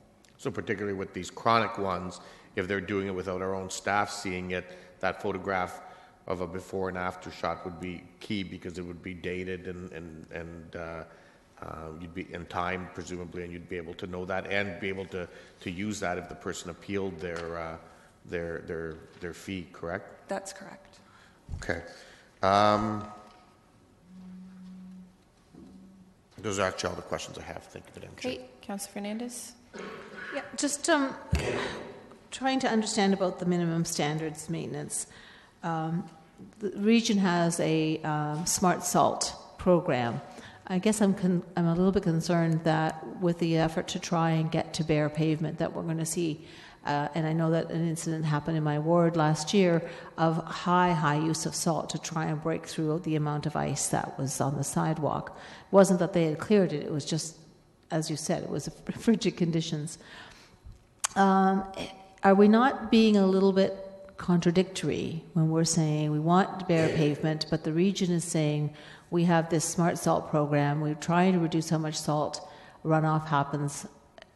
Is there some way, I mean, I missed the conversation about the leniency because I had to step out. So is that part of the leniency so that we can reduce the amount of salt that people are using? Through the chair, our hope would be that if people are removing their snow right away, there's really very little need for salt. We also have the sandboxes that the city provides and puts throughout the city, so we have talked to operations about doing a better job of advertising where those locations are so people do have access to that. But at the end of it, it's just really mitigating risk and liability for the city in terms of when that ice needs to be removed. We may have no option but to require salt. Okay, thank you. Okay, I have 4 people in the queue. I just want to check and see if it's questions or comments. Councillor Singh, your question. Okay. Councillor Davey, you said yours was comment. Councillor Yunetsky, your question. Okay. And Councillor Marsh, question. Okay. Councillor Singh. Yes, and Madam Chair, I should have keyed back in rather than stretching my first 5 minutes. It's a privilege I have, and I'll try to utilize that more rather than stretching that initial 5 minutes. Thank you very much. Of course. So you kind of gave explanation as to, trying to minimize the need for salting. Where we have issues, of sidewalks that are heaving or impacted. And we are very far behind in our sidewalk repair program. So how do we manage that where there are sidewalks that are impacted? So this homeowner clears it, snow melts, obviously it's going to pool in that area, the weather and temperatures drop, then it freezes. So do we expect the homeowner to, that's almost their part-time job to be ensuring that that ice isn't forming, so that otherwise they're going to get ticketed? Through the chair, we do keep a list of properties. If those become identified as problems for us throughout that season, we will keep a list and ask operations to potentially, put that to the top of their list come the spring. But we will work with the homeowners, and whereas some, the average person gets one notice, we may do a door knock or work with them a little bit more frequently, just because of the issue with the sidewalk itself. Would we try to observe that issue ourselves, or do we have a record of that already? Like, do we have the data of that already? It would depend, I think, on the situation there, but generally people will contact us, and then we will keep a record internally in bylaw and then flag that address, so we are working with that homeowner. So what if, again, we proceed with issuing that infraction and calling the contractor, and it is observed that the problem is because of sidewalk? Would the homeowner have ability to challenge that then, or work with us? Through the chair, the homeowner always has the ability to contact me to dispute their invoice, and then we would go from there. Okay. But then the city would have incurred that $280 or $200 charge, though, because we'd have to pay the contractor regardless, right? Through the chair, potentially, yes. Right. The other thing is for notice. How are we notifying the public? This is how are we notifying the public? This is a drastic change to how we manage this bylaw. How will we effectively communicating this out? Sorry, I missed the first word that you said to start off your sentence. How will we be communicating this out to the public? Oh, sorry, this. Yeah, the new policy, our new approach. Policy of how we administer the bylaw. So there was an article in the paper this weekend, and we will certainly, through our communications department, start working to put the message out in terms of any changes that we're making. Is there any other way we can send notices out, or? Through the chair, I could work with communications on what would be an effective strategy in order to communicate this. I think Michael May has something additional to comment on. So through you, Madam Chair, just to say, we will certainly work with communications, but I just want to be clear, there is no change to the bylaw here. Yeah. This is a back-end process that most people wouldn't have any exposure to. They wouldn't know that we used to call operations and now we're going to call an outside company. So I just don't think it is a major change when we're talking about 80 properties, some of which wouldn't ultimately have to pay that fee. I don't want to go back and forth. I challenge that. I think when we get number of hundreds of people calling in after they've having to pay $200, I think they may see it as a major change. The thing is, the response time is faster. Not to say it's a bad thing, but people aren't aware of that. So I think they need to be advised. So, but we can talk about that offline. I think that's the only point, though. Our response time is faster. Our approach and our policy doesn't change. I think that's what they're trying to say, but it doesn't mean that we won't end up with calls. Councillor Yunetsky. In regard to the proactive approach that you've taken to do the contractor to come in previous times, previous years, the city work crews would go out after they've done the major roads and clear the sidewalks for those chronic offenders. Are the city crews still going to be involved, or is all the work going to the contractor? Through the chair, all the work will be going to the contractor. Okay. So if that's the case, and this is as you've indicated in the report, a pilot project, should this, and you've got this external company doing it, should this not maybe have gone through a tender process? I'm just trying to understand this. Through the chair, the process did go through purchasing, and they did look at whatever the purchasing bylaw requirements are in order to obtain an outside contractor. So this was all done by staff. It wouldn't come to us to agree to this? No, or is this just on a complaint basis, so there's no cost there's no cost in terms of to the taxpayer other than the user who's being penalized? Is that the rationale? Correct. Okay. Councillor Marsh? Yeah, just coming back to this question of whether or not a person who's diligently using their snow blower, which multiple residents do, would still receive a warning and then ultimately potentially a ticket. That concerns me, and I'm wondering if we can reinforce what I asked for earlier, which was for the bylaw officers to consider whether or not a wheelchair or a stroller would be easily able to navigate the sidewalk. I would like to see us, instead of requiring bare pavement at all times, be assured that a person like the woman who came and waited 3 hours to speak and told us about how she snowblows, I would like us to see that is there a way that we can make sure that people who use their snowblower on a regular basis with a hard-packed surface consistently across the sidewalk would not get a ticket? Mr. May, please. Yeah, through you, Madam Chair, we cannot account for every single eventuality across the municipality. We have professional bylaw staff who I believe show discretion 95% of the time. There's still going to be those odd outliers where they get escalated to the director of bylaw or they get escalated to council, and that's okay, and that should happen. So I would suggest let's build an enforcement tool that applies to the vast majority of the city and deal with those one-off situations as necessary. Thank you. Okay, so my mic is still on. That's all the questions that we have. So, Mr. Councillor Arthington, is yours comments? Okay, you're not first, but I just need someone to move it. Moved by Councillor Fernandez. All right, so we're going to go comments. I just ask everyone to be a little succinct as we're already over time, but I do want everyone to have an opportunity to speak. Councillor Davey. Thank you. I'll be succinct. I will be supporting this, and I'm glad Mr. May made the comments at the end, because I think a key component here is discretion. I think police officers have discretion. I think our bylaw officers need to have discretion as well.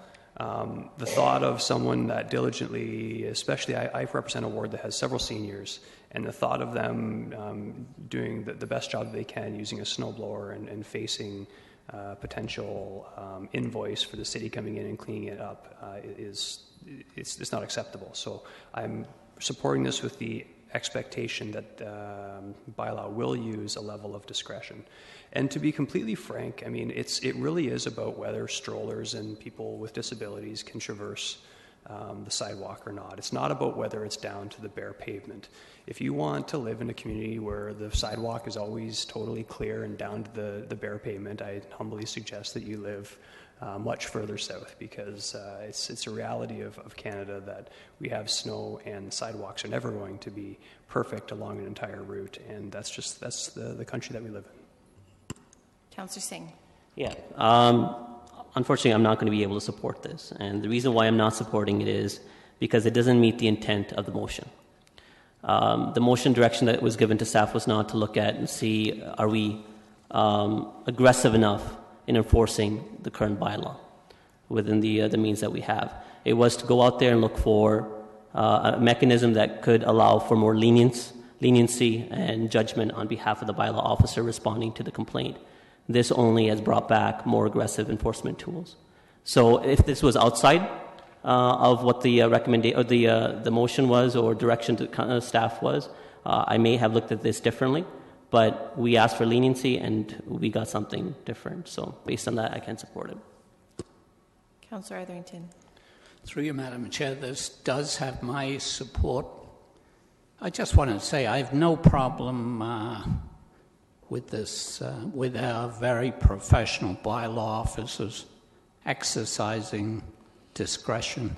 I've seen that discretion at work in my ward, and I think it's worked very well. I think this is also an excellent report, even though it's been done in limited time.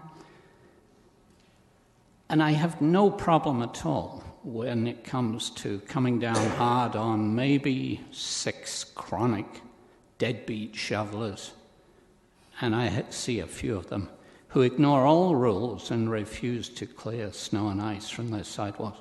And I also have no issue with contractors watching such a small number of chronic offenders.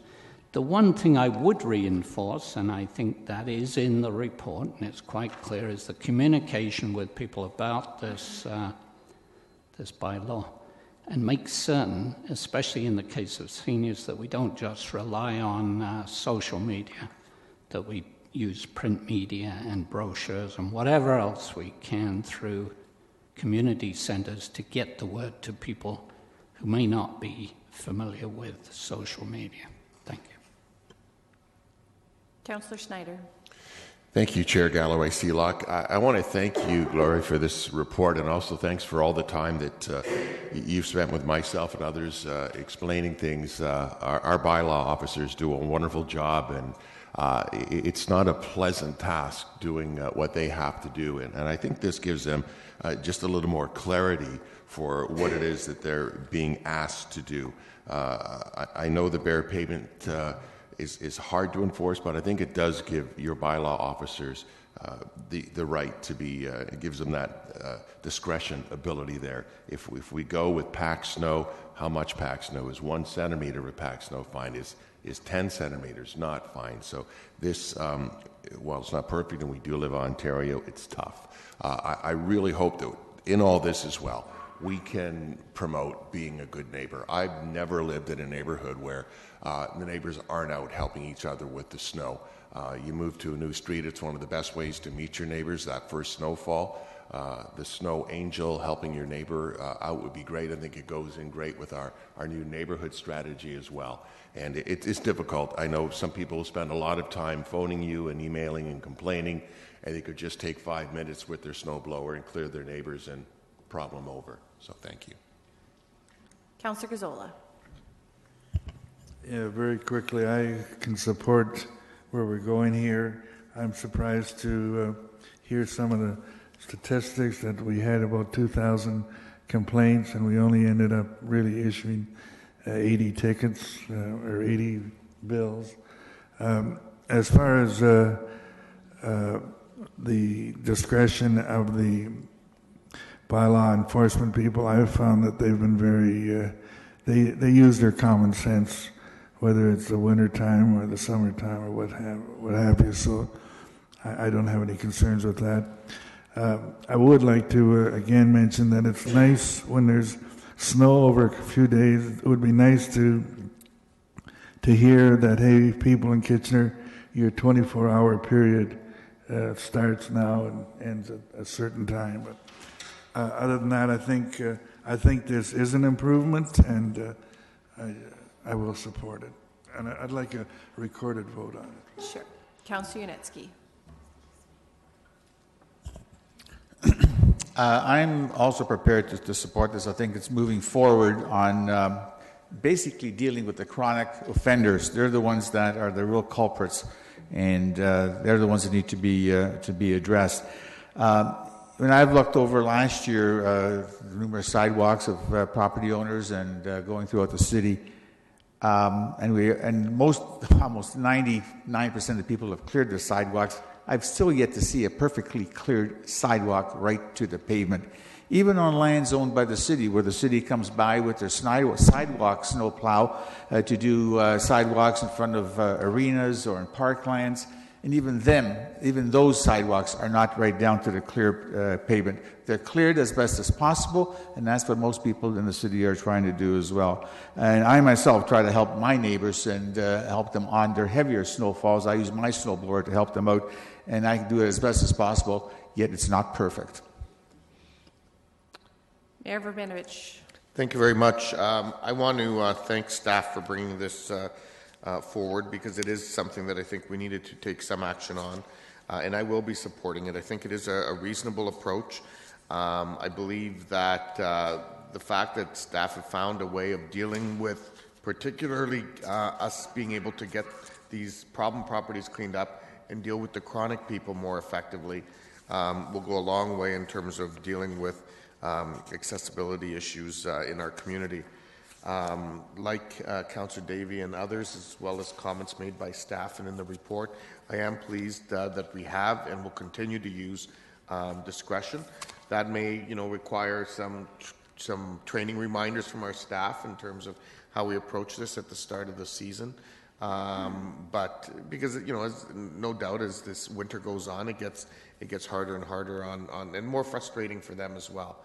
But anything we can do in that regard would certainly be helpful. But this is, I think, a step in the right direction as we move towards looking at both the provincial standards and where we want to go with this in the future. Okay, that's all the comments. Recorded vote's been called.